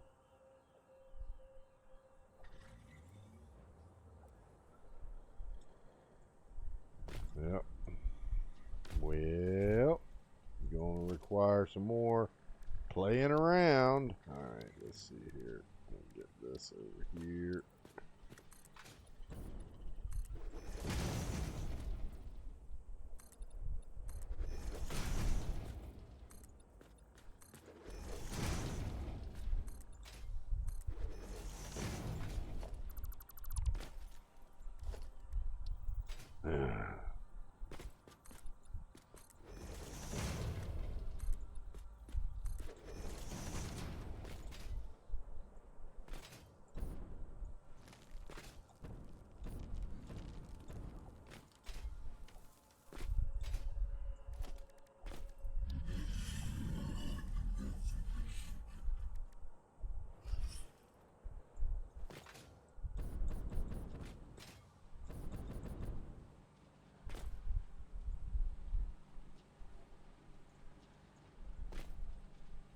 Man, this is, I mean, I'm almost paving over the whole damn desert over here.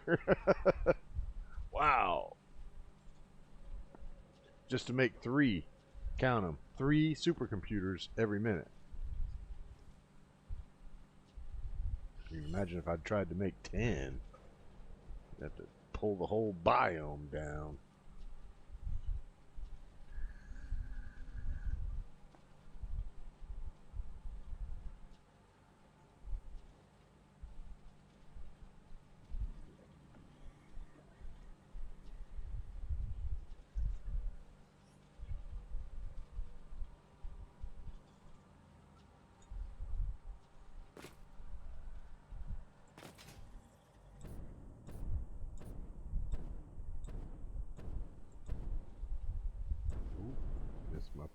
Missed my landing there.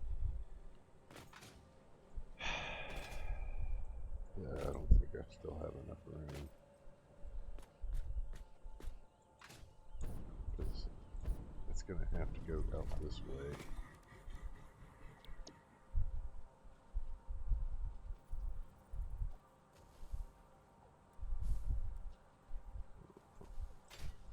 I can tell. Nope, that's the wrong direction.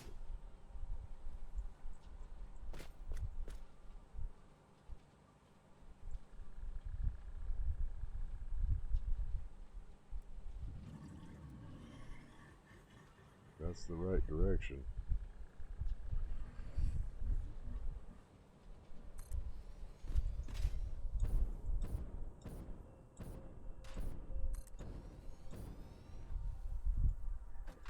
Why are you up there? I mean, it's pretty obvious where I'm trying to put you.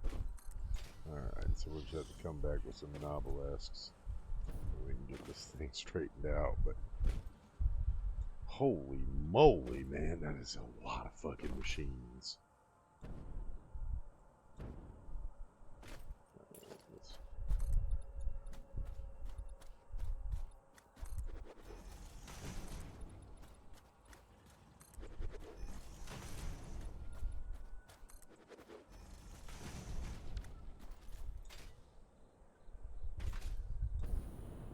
Yep, we need one more strip in front of them too.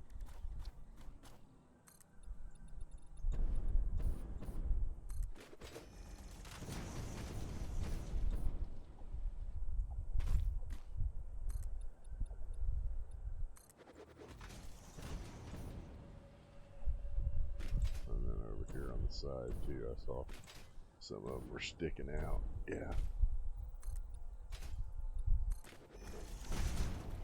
Alright, well, I mean, yeah, probably need one more on the back end too.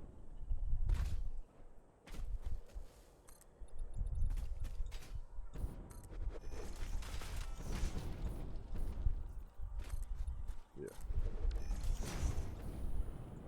Wow. Well, now that I've filled in this whole desert with concrete, I guess I could say I beat the game.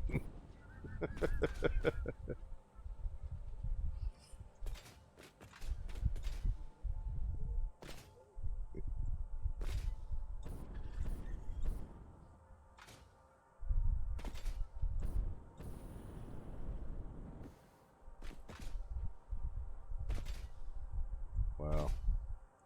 So that's where all the quick wire is going to be made to make all these fancy tools that are going to be coming out of there. Oh, look at there, look at there, look at there. Got me another one. That's beautiful.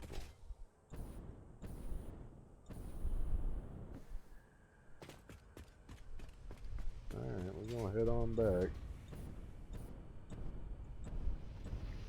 You know, I'm making progress though, and you know, when I first sat down and started crunching the numbers of how intensive this was going to be, I didn't have much hope.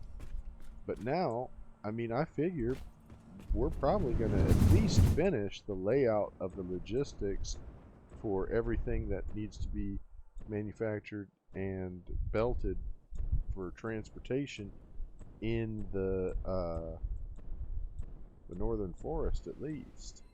So, you know, that doesn't include the other ancillary factories we're going to have to build and all of that. I mean, there's still a long way to go. And I mean, we're looking at probably at least 2 more days before I'll be able to turn that thing on, but at least I can see a path. Before, I was like, oh my god, man. How am I even going to run 2 of these machines? One of them might be too hard. Which I know was not true, because I've done that before. I've made a supercomputer factory that ran one machine. It only ran that machine at 50% too, just to fill that in. And I downclocked both of them too, but they're running at like 80%. So that would be the same thing as one machine running at 160%. So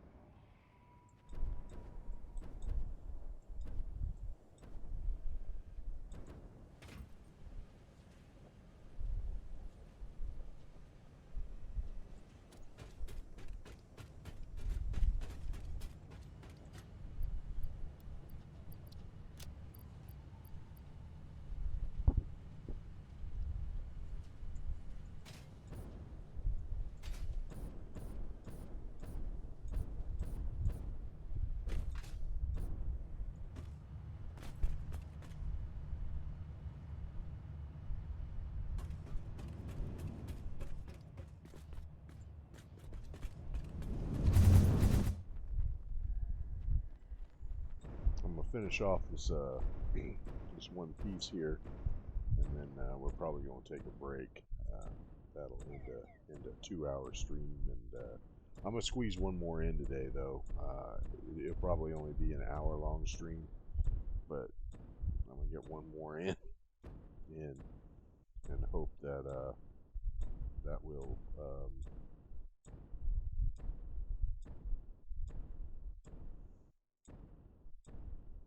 at least finish off the quick wire and oh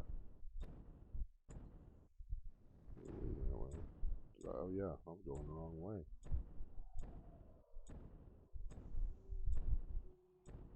I completely bypassed one of my stops.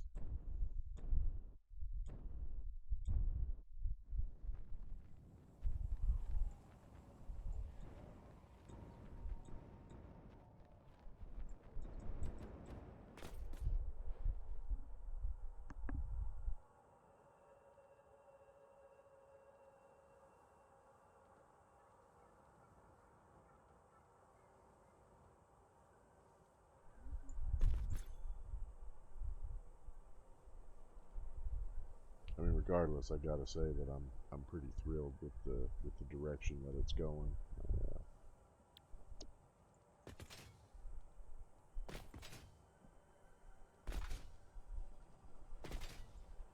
God, just amazing how much material it is. Alright, let's get the trees cleared out.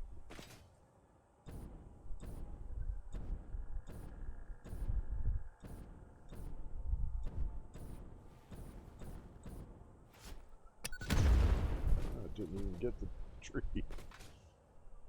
Alright, well, I'll go get it from underneath then, bitch.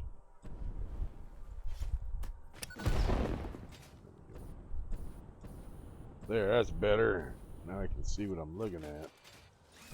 Alright, so this one on the top here is a Mark III belt, but I think that that's only when you're running with 3 of these, because that would mean that, yeah, the copper ingots.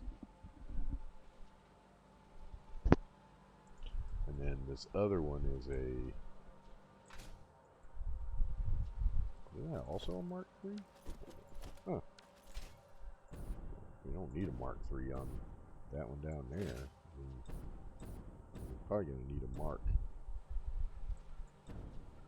Well, I'm going to go ahead and do a Mark V belt on it. But since they both are Mark IIIs, we'll go ahead and I'll plug this one into that higher one there.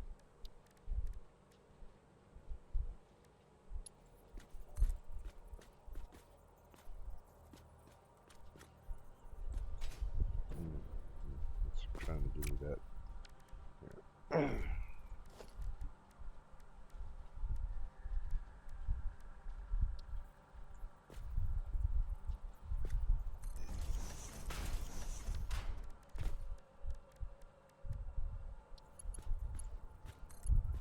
there. If you put it right next to a splitter, you can get them to give you that squat elevator. The lift. It's squat like that. I've heard some people say they hate that, but I actually think it's kind of cool. Okay, and then we'll connect them all up.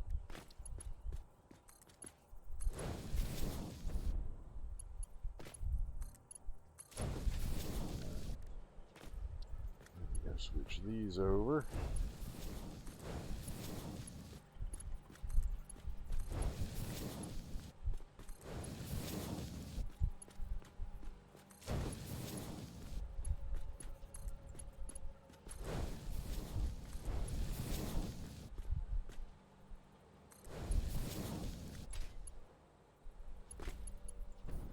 All right.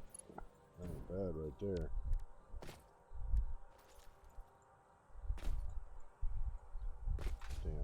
Oh, you know what? I think I can do it. Hold on. I think. Get it. Oh, God, that autosave, dude. Ah!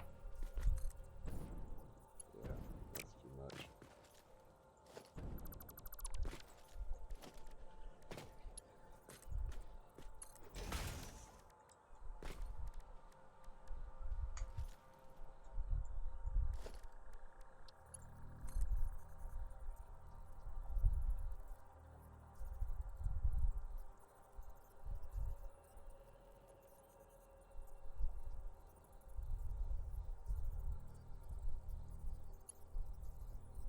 God, I hate that, but because of the placement of the belts, I can't get no better. I'd have to reorganize everything to make it fit otherwise, but that looks like that will cover them. Oh yeah, don't not forget that. This is one of the things I often forget to do. Is the belts will not connect between blueprints, and neither will power. I haven't done any other power out here, but this is one of those things that if you don't do it, as soon as you put the blueprints up, you'll forget. You'll forget. See, that's how I got them squat ones too, and that's what made it all compacted like that, so that I could really, fit the logistics into a nice little tight spot. All right, now here's the other thing. Now, we got to move all that quick wire. And that quick wire is 90, not per block, per unit. Per block, it's moving, what, 9 times 3 is 270. So it's moving 270 per block. Oh, God. Do we even have enough for this? 270 per block times 3 blocks. It's 810. So yeah, we're right back to that problem. Oh, God. How are we going to move all that quick wire? Ooh. Okay, well, I think what we're going to end up having to do is, this is what, that is a Mark IV belt, so that's what I did. Yeah.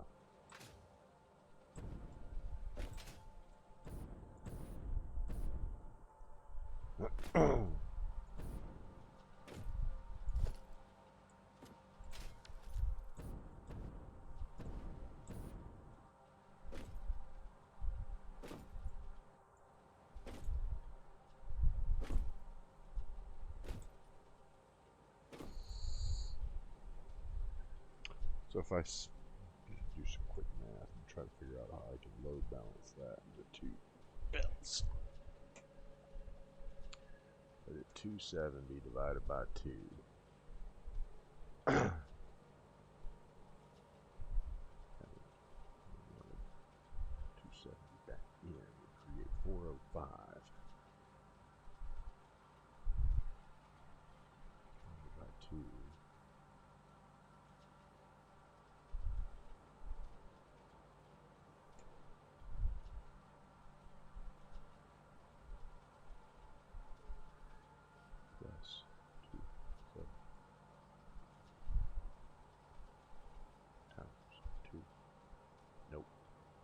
not the math. Damn, I thought I'd figured it out. I was like, damn, I just figured it out. Ain't I a genius? Nope, you ain't a genius. You can't figure that shit out. Load balancing is a tough gig, man. All right, so let's try again. 270. So if I split 270 two ways, that'll give me 2 belts of 135. That's not really relevant. So then, if I did that twice, that would be pointless. But I could, like, this is what I'm thinking. I could fit conveyor splitter right there, and I could move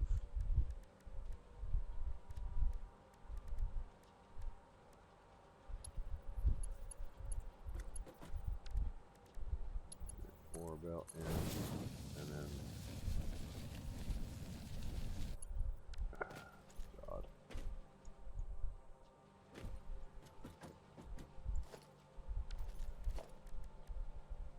And that go in there. And then I would have this one belt with 135 on it.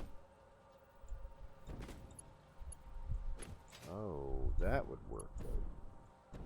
That would be a fucking crazy ass way of doing it though. Oh my god. Hold on. I think I figured it out. What I need.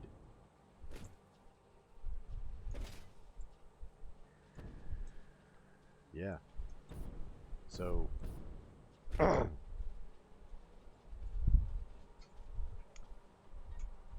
would be 540.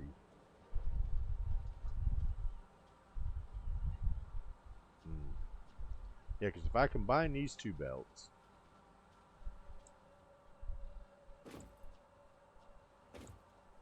no.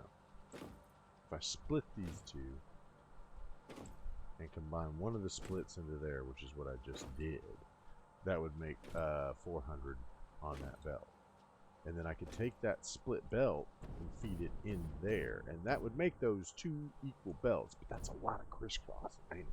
Oh, but don't have to be crisscrossing, because you could just take it right in there.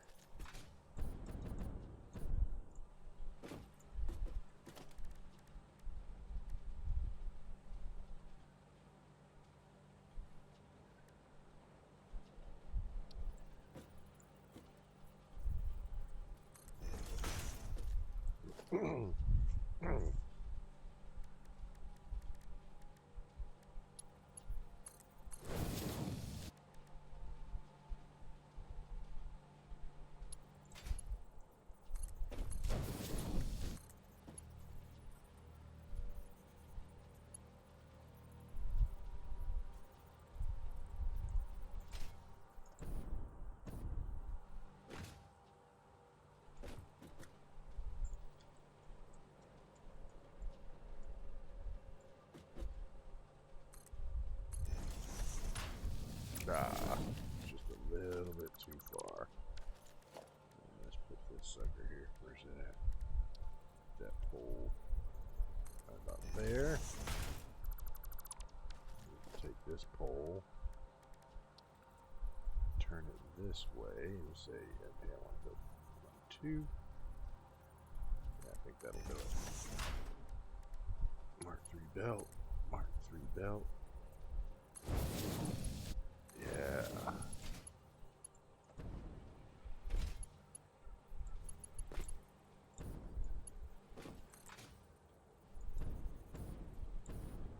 Oh no. Yeah, it's this one. Oh, there you go. Dude. Okay, that's it. I win. I beat the game. No, that's a really good load balance.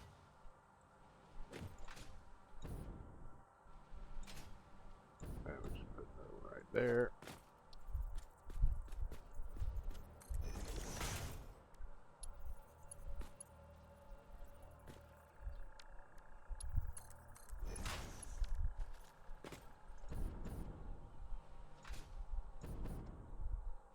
That's pretty awesome. All right, so that's the load balance. So that creates 2 belts of 405 quick wire. Now, I don't think we're actually going to need 405 quick wire, but you know what? I don't give a fuck. Because at this point, I would much rather have more quick wire than I'm going to need than not enough, which is what we were on the road for up until right now. So that makes me feel a lot better about the, hey, how's it going? L'Oreal, how you doing? Or Red Halo, sorry. I didn't even see you up there. Look at that. It takes forever for it to print up on my screen. When you come back, I'll take you for a tour around the world. You actually showed up at a perfect time because I was just getting tired of running belts. So I was just taking credit for my amazing math skills.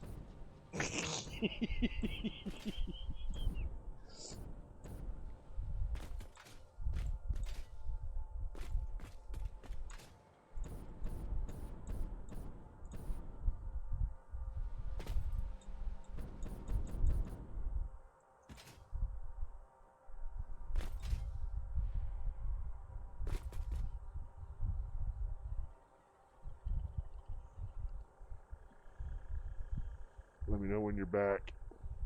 Here, I'll leave you a message so you can see it. Not typing? There it goes. Let me know when you're back. Oh, that's good. This keyboard, man, I'll tell you. It's a beast and a bear at the same time.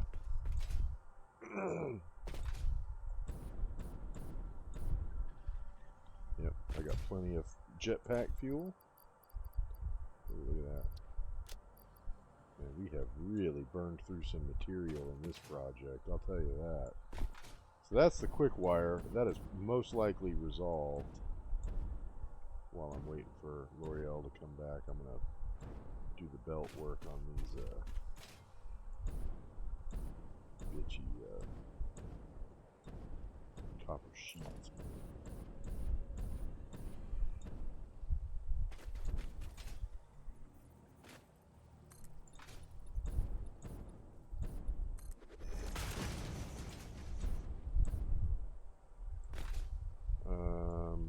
What are we looking at? We're going to do... Yeah, each one's only producing 22.5. So out of the 6 of them, that's going to be like 140 tops. So yeah, a Mark III belt will definitely fix that. So let's go ahead and get those lined out while we're waiting for L'Oreal to come back. I really wanted to see the world. Me and Red Halo are going to be doing a lot of play-togethers when after the 1.0 drop.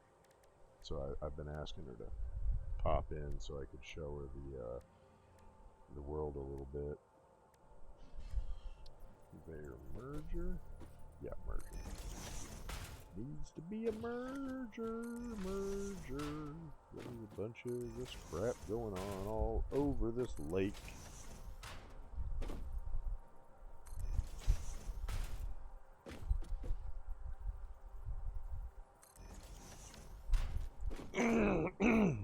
Because I've really learned a lot about, you know, how to decorate and make things look cool, as well as some tricks when it comes to load balancing, and so you know. So she played with me in my last 2 playthroughs.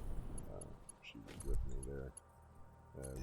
We didn't post them anywhere. We were just playing together, but she's a longtime friend of mine.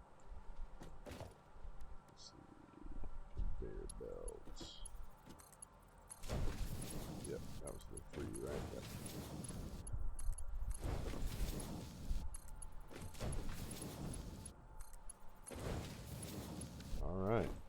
is looking good. What you got here? You got a bunch of wicked machines kicking on here. And it's hard to believe how developed this place became so fast. Wow.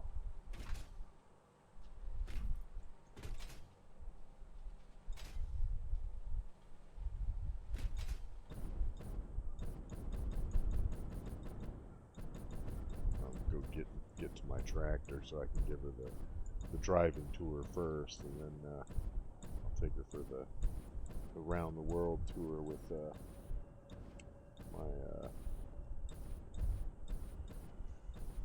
tractor or hypertube cannon.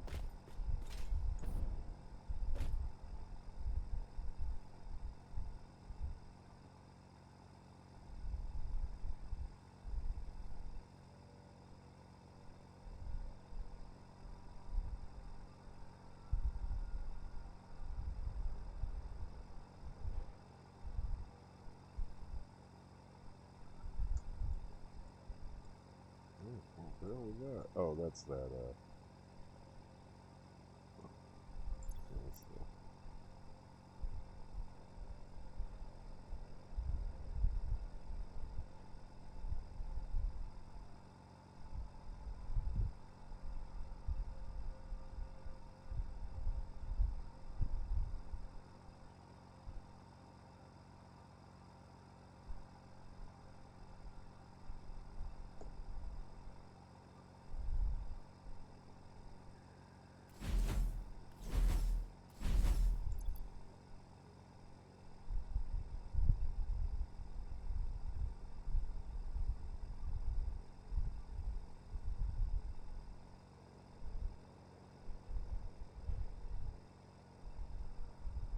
Doobie doobie doo.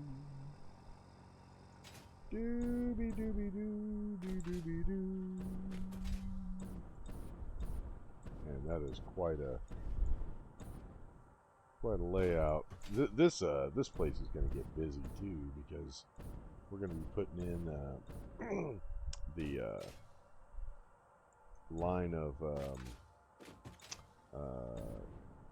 assemblers that are going to make the circuit boards, and the AI limiters, and then the quick wire. And then after those are down, basically we'll be roofing up the place, because on the roof of this place is going to be, oh man, I just realized we're going to have to rewire some stuff. Look at that. Ah. Oh boy. Yeah. You know what? I'll do that right now. I think I might have taken them flowers out of my inventory. I sure as hell did. Damn. Well, we'll save that for another stream. But yeah, I'm gonna have to rewire this. You know, this used to be just a corner, but now the main wires are going right through where the factory is. I just noticed that. I'm like jumping around through it.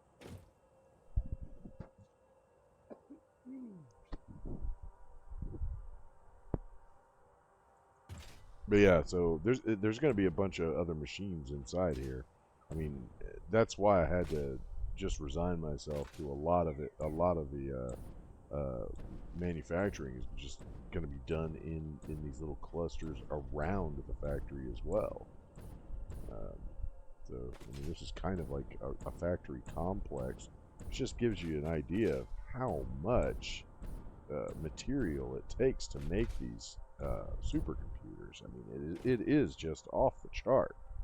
Ridiculous. But that's why, yeah, I mean, I'm going to be making these oscillators in the northern forest up above. And, yeah, I mean, it's... Whew. This is a... Okay, welcome back, Red Halo. So yeah, I was just explaining that this is the my supercomputer factory, or will be. So that's all of the stuff you see around here is ancillary to this factory that's coming up right here, which will just be building the supercomputers. Which, by the way, in 1.0 they have edited them so that they're not going to be as resource intensive. I guess they have probably figured out just how ridiculous this is. I mean, all of this, and it's going to be making count them, 3 supercomputers per minute. And it takes all of this to support that. That is over the top. I'm sorry. It's just over the top. And I'm using a bunch of alternate. Yeah, I know, and I'm using a bunch of alternate recipes just so that there's less bottlenecks, because the regular recipe to make the circuit boards, which, by the way, this build eats circuit boards like they're vanilla wafers. I mean, just tons of them. I think I just figured out I had to make like 33 per minute. And so if they were eating plastic at the same time that these things were eating plastic to make the supercomputers, it would be over the top. I don't know how I would even make enough. So anyway, now that you're back, I'm going to give you the tour of the world. That'll only take a couple of minutes, actually. This is the road here. This isn't even where my main base is. This is just an additional biome that I've taken over.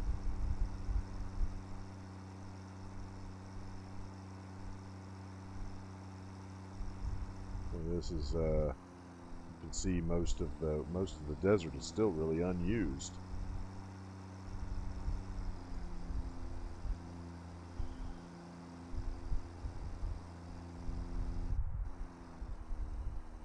Have to watch behind me because I have a semi-truck on this road taking bauxite back to the beach over there, which I'll also take you to see here in a minute. But he's a little bit faster than the tractor, so don't want to get run over.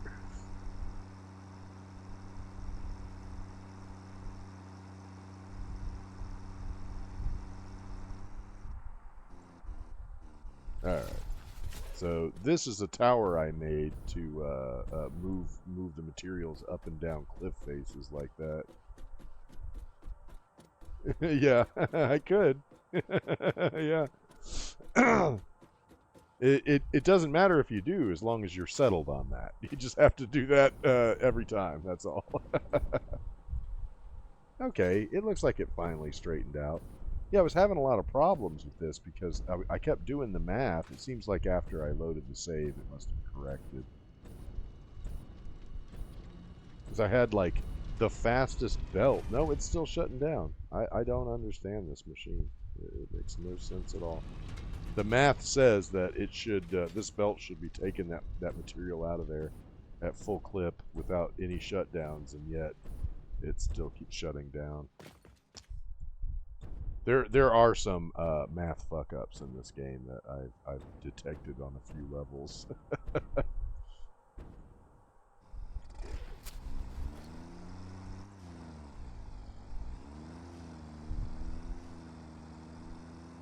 But, like we often said when we were playing this game together, early access, right?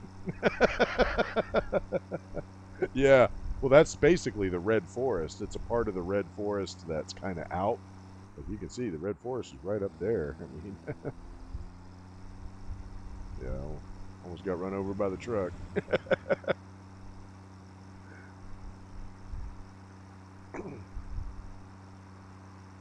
Yeah, well, and 2 Fridays ago they released footage of the actual in-game of 1.0, and they have improved it. He didn't show much, but some of the water looked better, and they've completely changed how the vegetation looks. It has this like really cool look. It just showed him like walk up and pick one of the mushrooms, and yeah, it just looked really cool.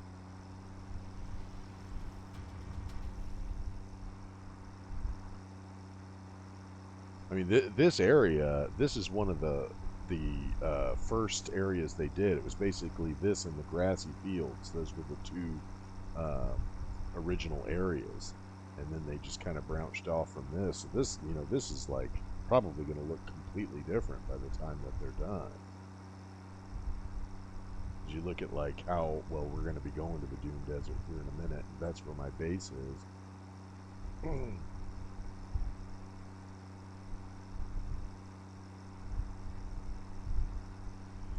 This is all just a road around this biome because I had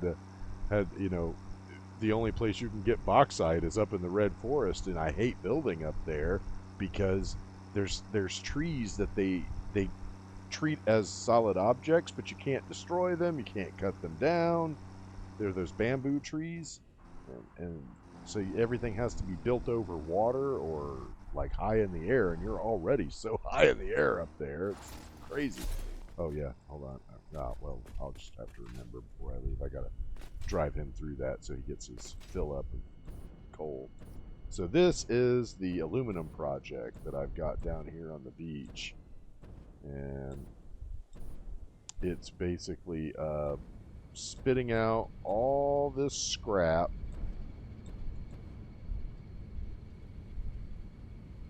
Autosave is still a pain in the ass. And filling up this platform, this drone platform, which is heading to the battery factory in my home biome.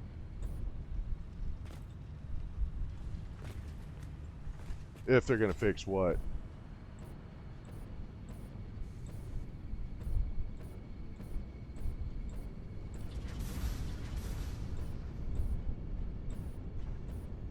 Because there are some things that are going to change for sure.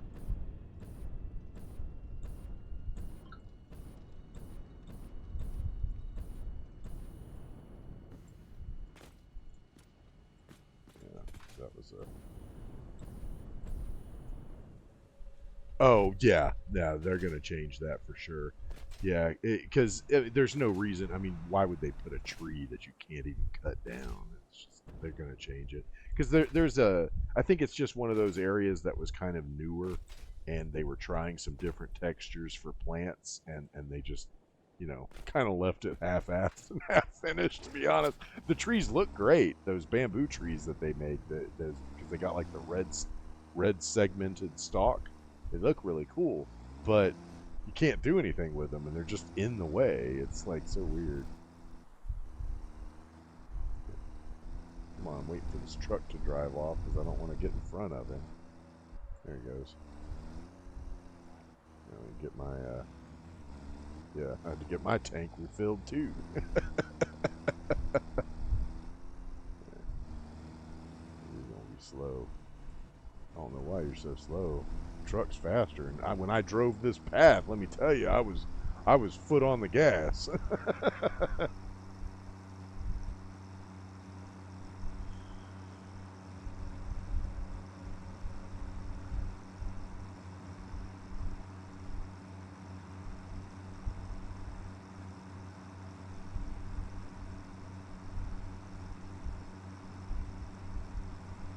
Yeah, that's another thing I hope that they add is the ability for us to share a vehicle, like so we can drive together to a place. I hope they make that possible. Seems sort of weird that like only one person can fit in that big ass truck.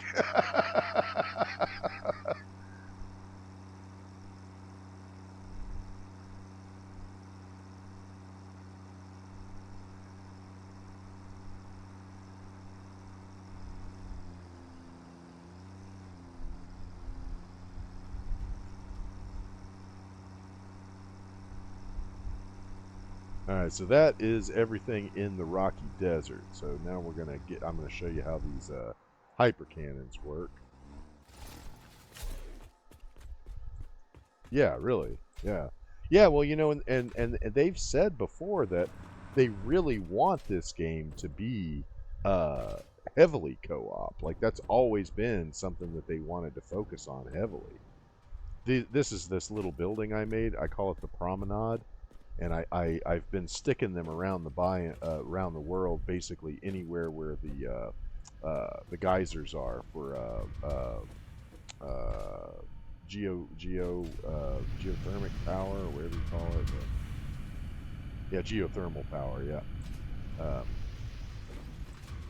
So I put these around, and I'll tell you the reason why is because generally speaking, whenever I would use the geothermal power, they would be the power source, like for an area that was off grid. So then I would build this, and it would be like a base, so that you could navigate and try to find it, make it easier to spot. And the main reason was so that I could put these hypertube cannons over in areas that I didn't have the power grid yet. And because those things put off, a fair amount of power if you have a few of them. So these are the hypertube cannons. They're probably going to look a little bit different in our game because I've learned a few things about building them since then. But this is the blueprint. So this is going to take us over to the northern forest, where you see I have one of those promenades built right there. And over here is where I am going to be building some of the buildings that are going to be supporting the supercomputer factory, namely these two here. This is the beginnings of the oscillator factory.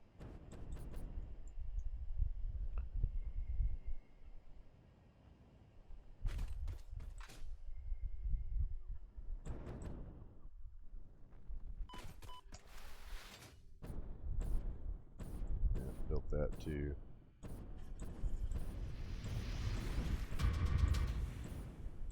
This was actually the second site I had picked out.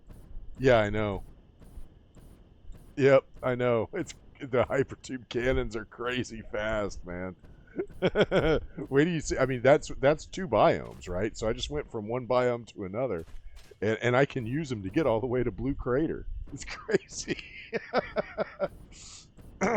So this is a plastic facility. It's already up and running because it produces enough plastic that I can use it to support the battery factory that I have in the desert, and it's also going to be used to support the yeah, it's going to be used to support the supercomputer factory as well because it uses plastic as well.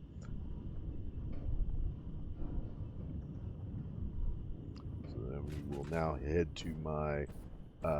This is kind of like an airport, basically, of hypertube cannons. It's also the power plant, my main power right now.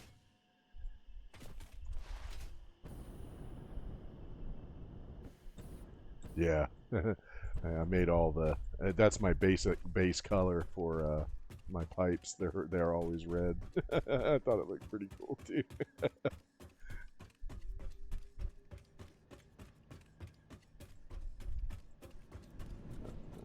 So this one will take us to the turbo fuel exchange.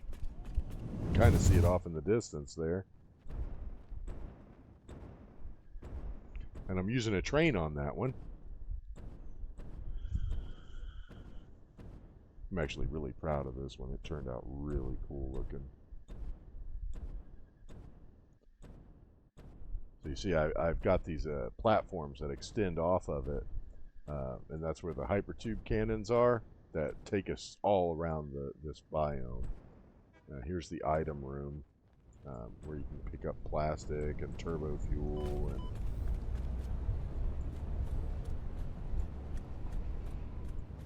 this plastic, rubber, fabric, and turbo fuel. I got all the lighting up and stuff.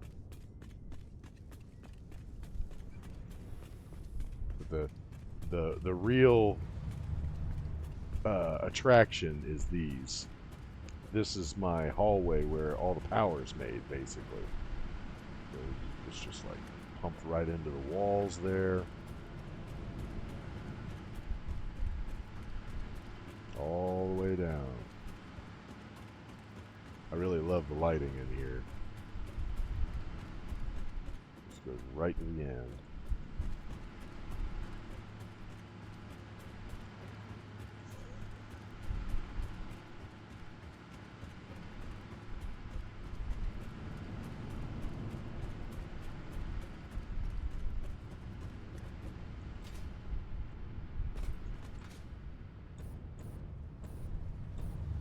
Yeah, pretty cool. So that one would take us straight back to the base, but there's one more area I want to show you. The swamp and blue crater. Yeah, we'll go to the swamp. Yeah.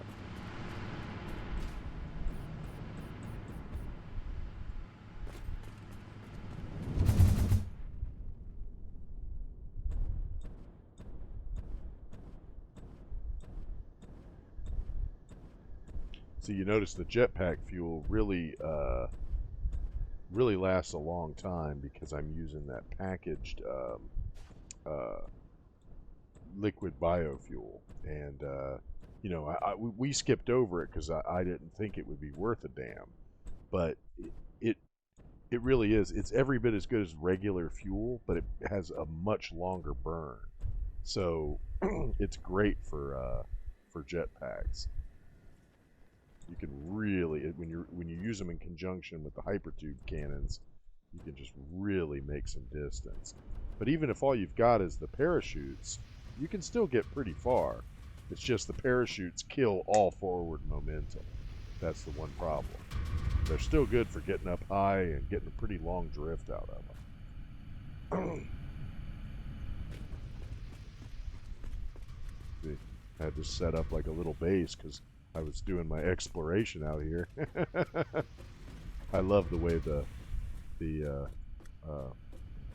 swamp looks, man. It's just so creepy.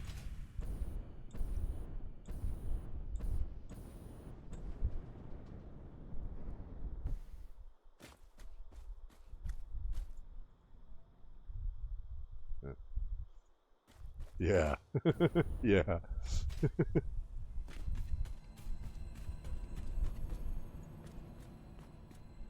Alright, now we'll take this one to the battery factory. And then, yeah, it's right there. Yeah, well, it looks like that at night. It's a little bit more colorful during the day, but it gets night there, like on a different schedule. It's really weird in the desert. So this one is a really different design that I was trying out, where I used the laminated concrete, but I painted it all black, so it has like this like real mirrored finish on it. You know, I gotta blow that tree up. Like got warped into the wall, and all the blue lighting and stuff. It really looks cool.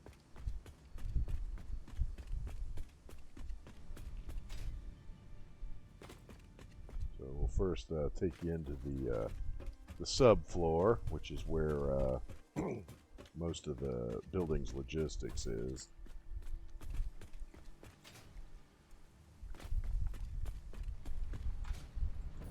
Yeah. It's where the sulfur comes in from the swamp, and it's split to the different machines. Yeah. That sunset. That's because we're in the dune desert now, and the dune desert has that red sand, so the light coming off of it it really has a very reddish color to it.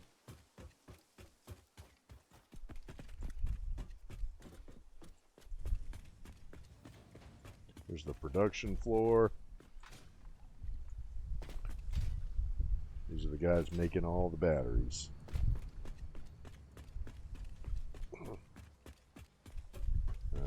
Logistics for the middle part of the factory, and where everything is sorted and where all the overflow goes.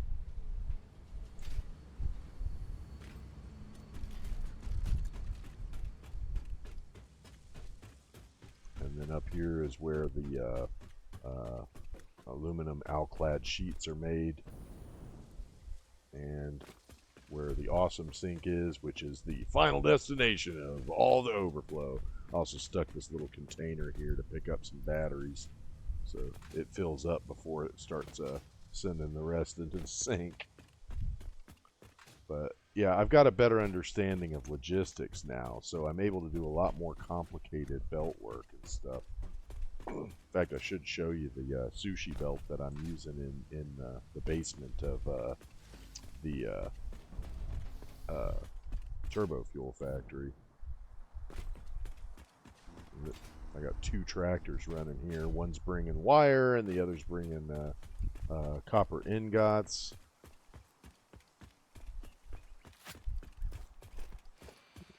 You know what? We might be able to get back to the factory faster. You know what? Yeah, I actually figured out that it's faster to just run back to the swamp and take the hypertube cannon than it is to try to run through the desert.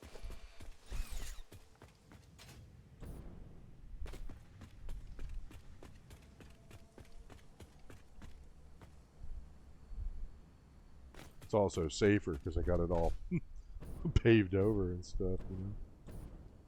You see all the sulfur running underneath this platform.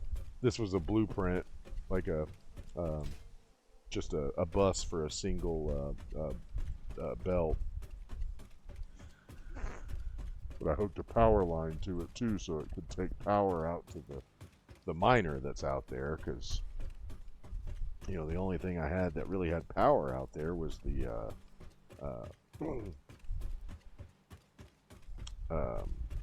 what do you call it? The geothermal stuff. I used that a lot more this time. But rather than trying to connect them all to my grid, they're all connected now, but originally they were kind of like these little distant outposts. Remember that? The giant forest? There it is in the distance there. Those giant trees you can stand in and stuff.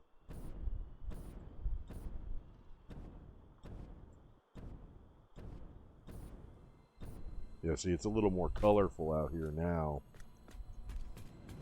When it's nighttime, you know, all you can see is the stars in the sky.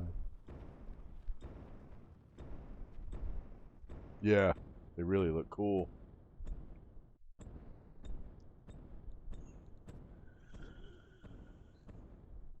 So this was my starter factory. I think I sent you some pictures of it, so you've already seen the outside.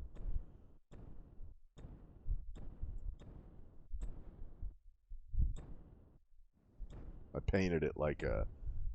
I tried to make it match the scenery, so it's all like this chocolate brown color.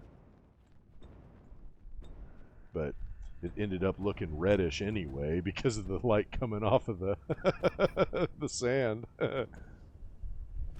We'll head down.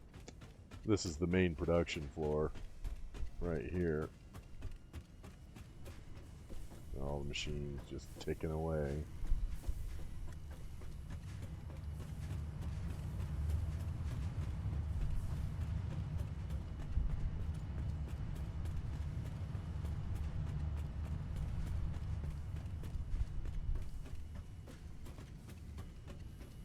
And then this is the logistics floor. But you know, this factory was essentially designed to be a factory that makes all the materials you need to make other factories. Like, that was basically the point of it. So that's why the logistics floor, it just has so many conveyor belts, because I'm making so many different things here. And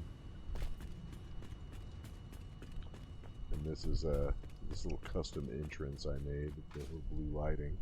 And of course the space elevator. And this is the garage. Got a bunch of machines hanging out in here. I need to clean up.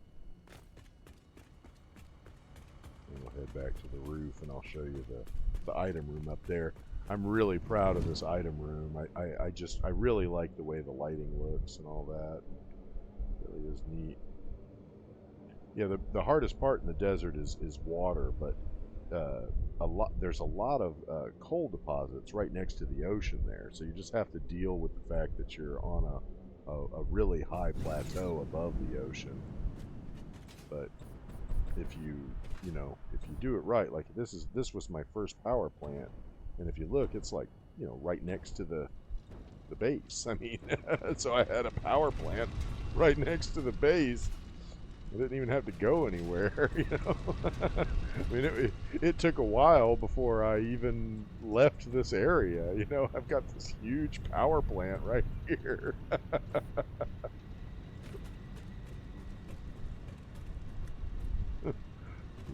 Fucking 12 power plants. 12 generators.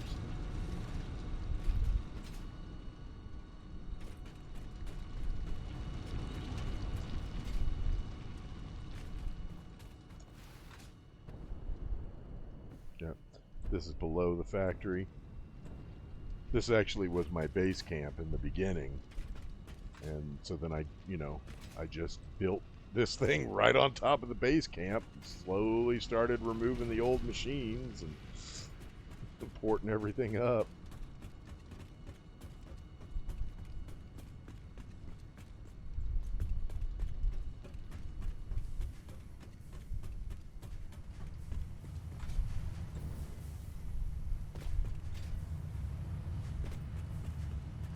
Now we'll go look at the item room. Sorry about that, got distracted. I forgot about how close. That's part of the reason why this was such a great starting. Yeah, I know. It's because I used foundations as walls. So like when you use walls as walls, a little bit of light slips in.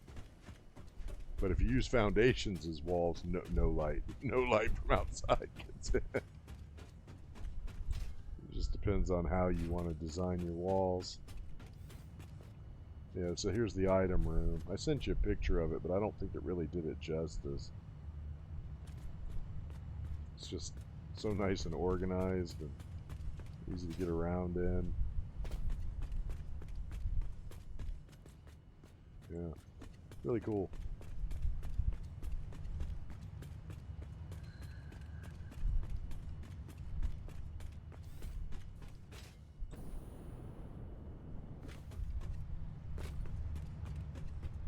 Yeah, this has mostly been just about experimenting with different building techniques and trying different things out to see, what would work.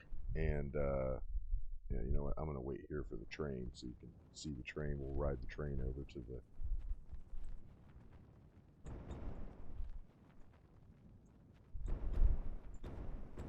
This is just a factory that makes the compacted coal that is then transported there by train. It's probably full. Yeah. He'll be coming to pick it up here in a minute. Yep, here he comes.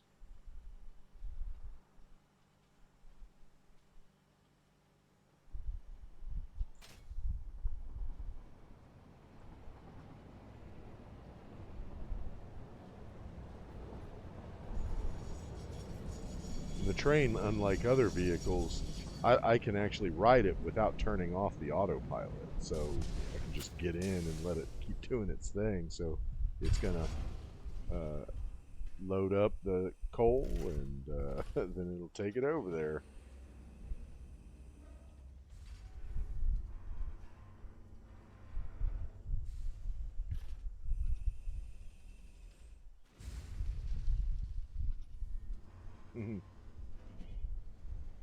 Yeah. It's the only one that lets you do that. You can't, like, the trucks and stuff, if you get in them, it cancels the auto drive. You can reset it, but you have to get out of it before it'll do it.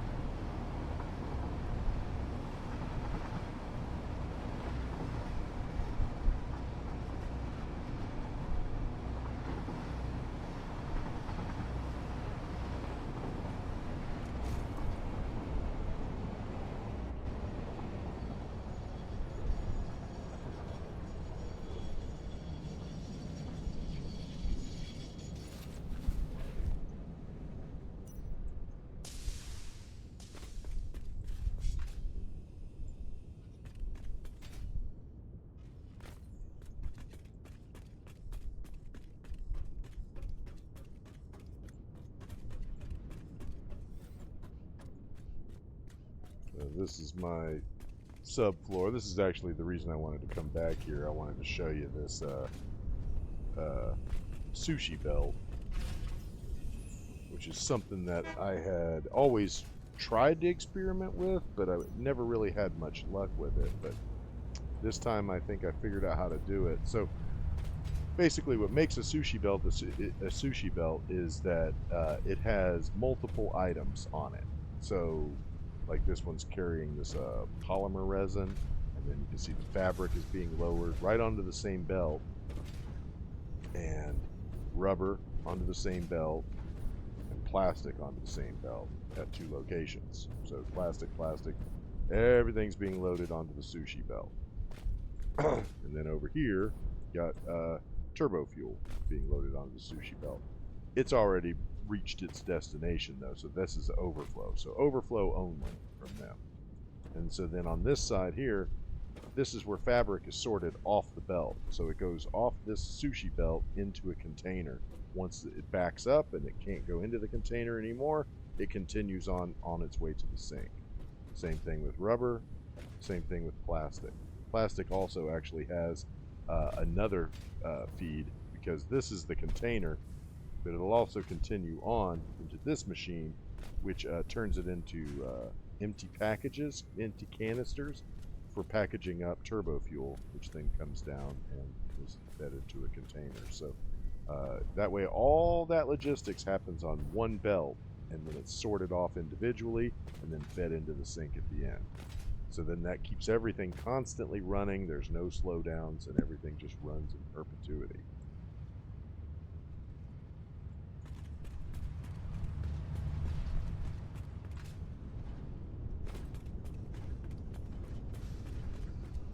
That's a water pipe coming up from the sea below.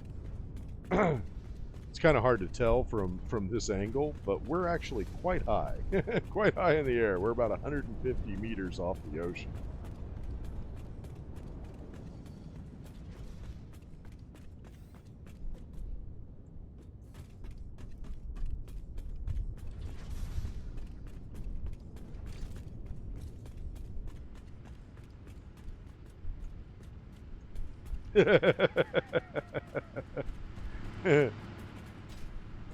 Yeah, well, I am dying to play around with the 1.0, because it really sounds like they've done a lot to really smooth out that transfer of yeah. Well, the exploration's going to mean a lot more too, because, well, for one thing, because the Mercer spheres and the Sommersloops will actually have a purpose rather than just, being this thing that talks to you. But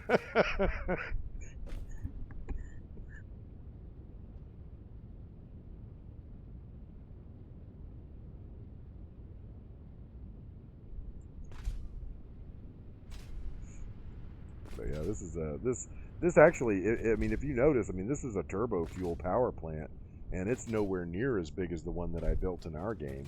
I mentioned that in the stream, that the one we had over on the Golden Coast, it was way bigger and produced a hell of a lot more power. It was probably twice this size.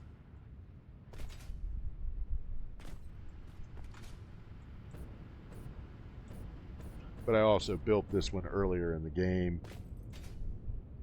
It's this is using the very first recipe you get for turbo fuel. So that one that we had on the beach, the Golden Coast, that one was using an alternate recipe with the blenders, and it didn't use compacted coal. It used petroleum coke and sulfur. So it was a lot easier, because then I only had to bring one item down, and I had a truck delivering it.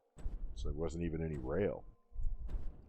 I honestly probably didn't need a rail on that one either. I just wanted to experiment with using trains, because hadn't really had a successful run with trains, So I wanted to experiment with it, because it's probably going to be necessary, in 1.0.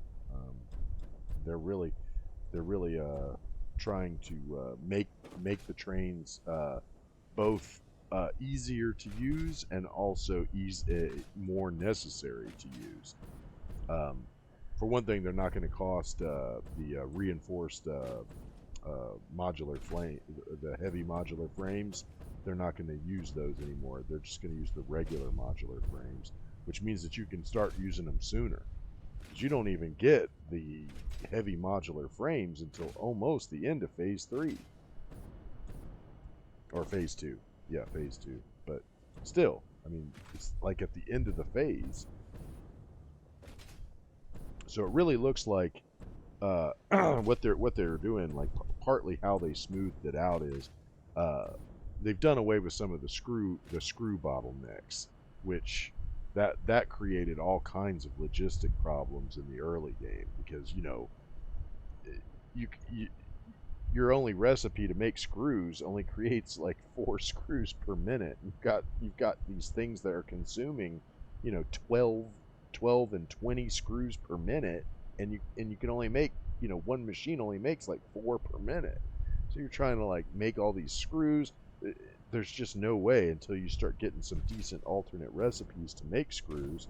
But even then, everything needs them, so they've taken them out of computers at all completely. So computers don't use screws at all, and um, they have made the heavy modular frames cost less material, and the supercomputers cost less material. So like you see all that crazy logistics I have going down in the Rocky Desert right now. Well, that's because the recipe for supercomputers is out of this world. I mean, the amount of resources you need to build that thing is just, it's outrageous. Given what the supercomputer actually does in the game, yeah, given what the supercomputer does in the game, there's no reason that it should be that uh, resource intensive. I mean, you use it to put down a programmable splitter, and it's just one of many components for building a nuclear power plant. So it's not like, it's some world-changing device. It's just a component like any other. It should not consume that much. I mean, that beach is completely. I basically filled in the Rocky Desert with concrete, and that's just logistics to make 3 of them a minute. 3. It's insanity. I'm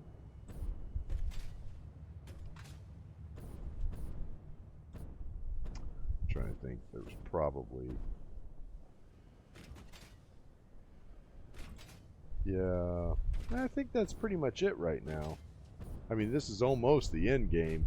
I am going to be putting um, the in-game factory. I'm going to be putting right out here in the desert. Uh, Probably right along that or that southern strip that's along the plateau there. That's where a lot of the resources seem to be. And on this end over here, like I was saying, it's hard to get. Uh, yeah, I know it really does. um, I noticed I was saying that it's hard to get. Like, there's more coal right here, and they're adding more coal to the desert in 1.0 and more quartz, and they're taking 2 nodes away from the northern forest, so it's not going to be that starter base that it is now. But yeah, here's another thing I'm going to develop, because there's no water over here, but there's a water deposit. So I'm gonna frack here and get a bunch of water out of the ground for processing. And this whole desert, I'm basically gonna cover this part of the desert in concrete, just turn it into a big giant drivable factory.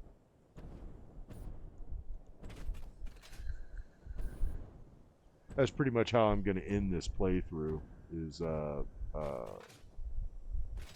build the nuclear power plant, which is going to be facilitated by the supercomputer factory. So that's why I need to get the supercomputer factory up and running, because you have to have supercomputers to put down the power plants you need for the nuclear power plant. Then once I have that up in place, I'll have probably close to 50 gigawatts. So then I can build anything I want. Like there's no limit to power. Like at this point, I'm kind of like I'm okay for power, but once I turn that factory on, I'm gonna be cutting it close. Like I'll probably have maybe 2 gigawatts open, which I'm hoping is gonna be enough to facilitate the infrastructure for a nuclear power plant. But once that's up, it'll produce like 50 gigawatts, and so I won't come anywhere close to hitting the ceiling for that, even in the context of building that super factory for the elevator parts. I mean, I've seen guys online build some of those nuclear power plants that'll put off like 120 gigawatts. I'm not trying for anything near that size. I'd settle for 20, honestly. I might do a small one like that just so I know it's easy to maintain and stuff. Because when you're dealing with nuclear power, there's a reason why we never built it in our game, because it's it requires it produces waste, right? And you can't send the waste into the sink, so it just builds up. And there are like um,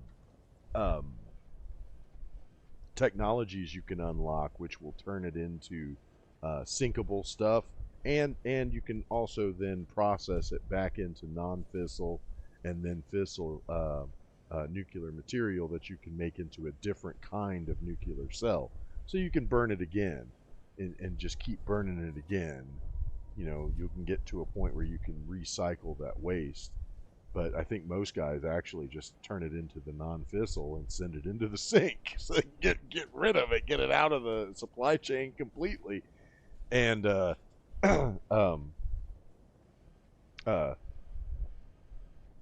yeah, right. I was just dumping it, but that they hadn't created, like, that was when I was playing. I think that was update 6, so they had not yet come up with a way to get rid of the waste, and so it was like, yeah, that's all you could do with it. I had like hundreds of containers over in the Rocky Desert. Actually, I found this beach, and I had just like put hundreds of containers with conveyor belts connecting them all, and just they were just like out as far as the eye could see. And I had this drone pad that would just come out there, land, drop off the nuclear waste, and it would go off into those containers, and it would just keep filling them. I mean, it must have been 50 or 60 of them just out there collecting it. And that's pretty much when I decided it was time to end the game, because I was like, well, I mean, I got everything up and running, but eventually those containers are going to fill. And, I had already made, that was like already my second dumping site. So, like, I think game over at this point. But, you run into that a lot with early access. There's always going to be these like incomplete aspects of the game that you're just kind of, you know, playing around, trying to figure out a strategy to compensate for. And as much as I love Satisfactory, uh, I uh, I have kind of found those early access brick walls that you run into to be kind of distracting. You know, I mean, like even this supercomputer factory that I'm working on now, uh, it just seems like it's it's way too intensive for the amount of material that it's going to produce. And you know, I'm looking forward to seeing how they are going to approach that, because I know that that's something that I'm not the only one that thinks that. Obviously, Coffee Stain thinks that too, to a certain degree, and they're going to be changing how some of these things are approached. For one thing, they're going to shorten the early game, and they're going to lengthen the mid game. So like basically once you get coal power, that's why they're adding so many new coal deposits, because they want you to make lots and lots of coal power, right? So you're going to be constantly like building logistics to get trucks bringing coal to different locations to facilitate more and more coal power, and you're just going to have these big sprawling coal power plants all over the place to keep your grid going. And with trains being taken off of the being using the heavy modular frame, that means that you're going to be able to throw those up more cheaply and sooner, which is that's really the important thing. And there's a lot of benefits that comes with using trains. For one thing, it becomes since it's an electric train, it becomes a method to not only spread your logistics into a new area, but it brings power with it too, because the power runs through the rail. So if you've got two stations on either side and one station is getting power from your grid, the other station on the other end gets power from the rail. So it'll bring that power however far you're willing to build that rail. So that's a pretty nice feature. And the only reason we never really did it before is because it is so resource intensive right now to build trains. Like, you really, really have to commit to it, and the rails don't respond in the way that you think they would. Like, if you're going to make a left turn, for instance, you've got to leave enough space for it to turn. Like, the belts need about 2 meters to turn. Well, the rails need 14 meters to turn. So if you're building it anywhere near the ground, 14 meters is a lot of space for a turn. And that's where it gets difficult. And also making it go up or downhill, it's the same. It needs 14 meters. It's just an insane amount. 14 meters. So it's got to have an incline of 14 and an outgoing 14. So it needs that much space just to go up. And so when you're trying to take it up hills and all of that, that's one of the problems you have. And if you make your hill too steep, then you can't bring more than 2 or 3 cars on it. If you put 4 cars on it, you've got 14 meter incline. It's going to take it forever to make that climb. So if it's bringing, say, oil to an oil processing center that's going to turn it into fuel for power plants, that could be really bad. It's taking it an extra, 10 minutes to get up this hill. You're like, oh God, my plants are out of juice.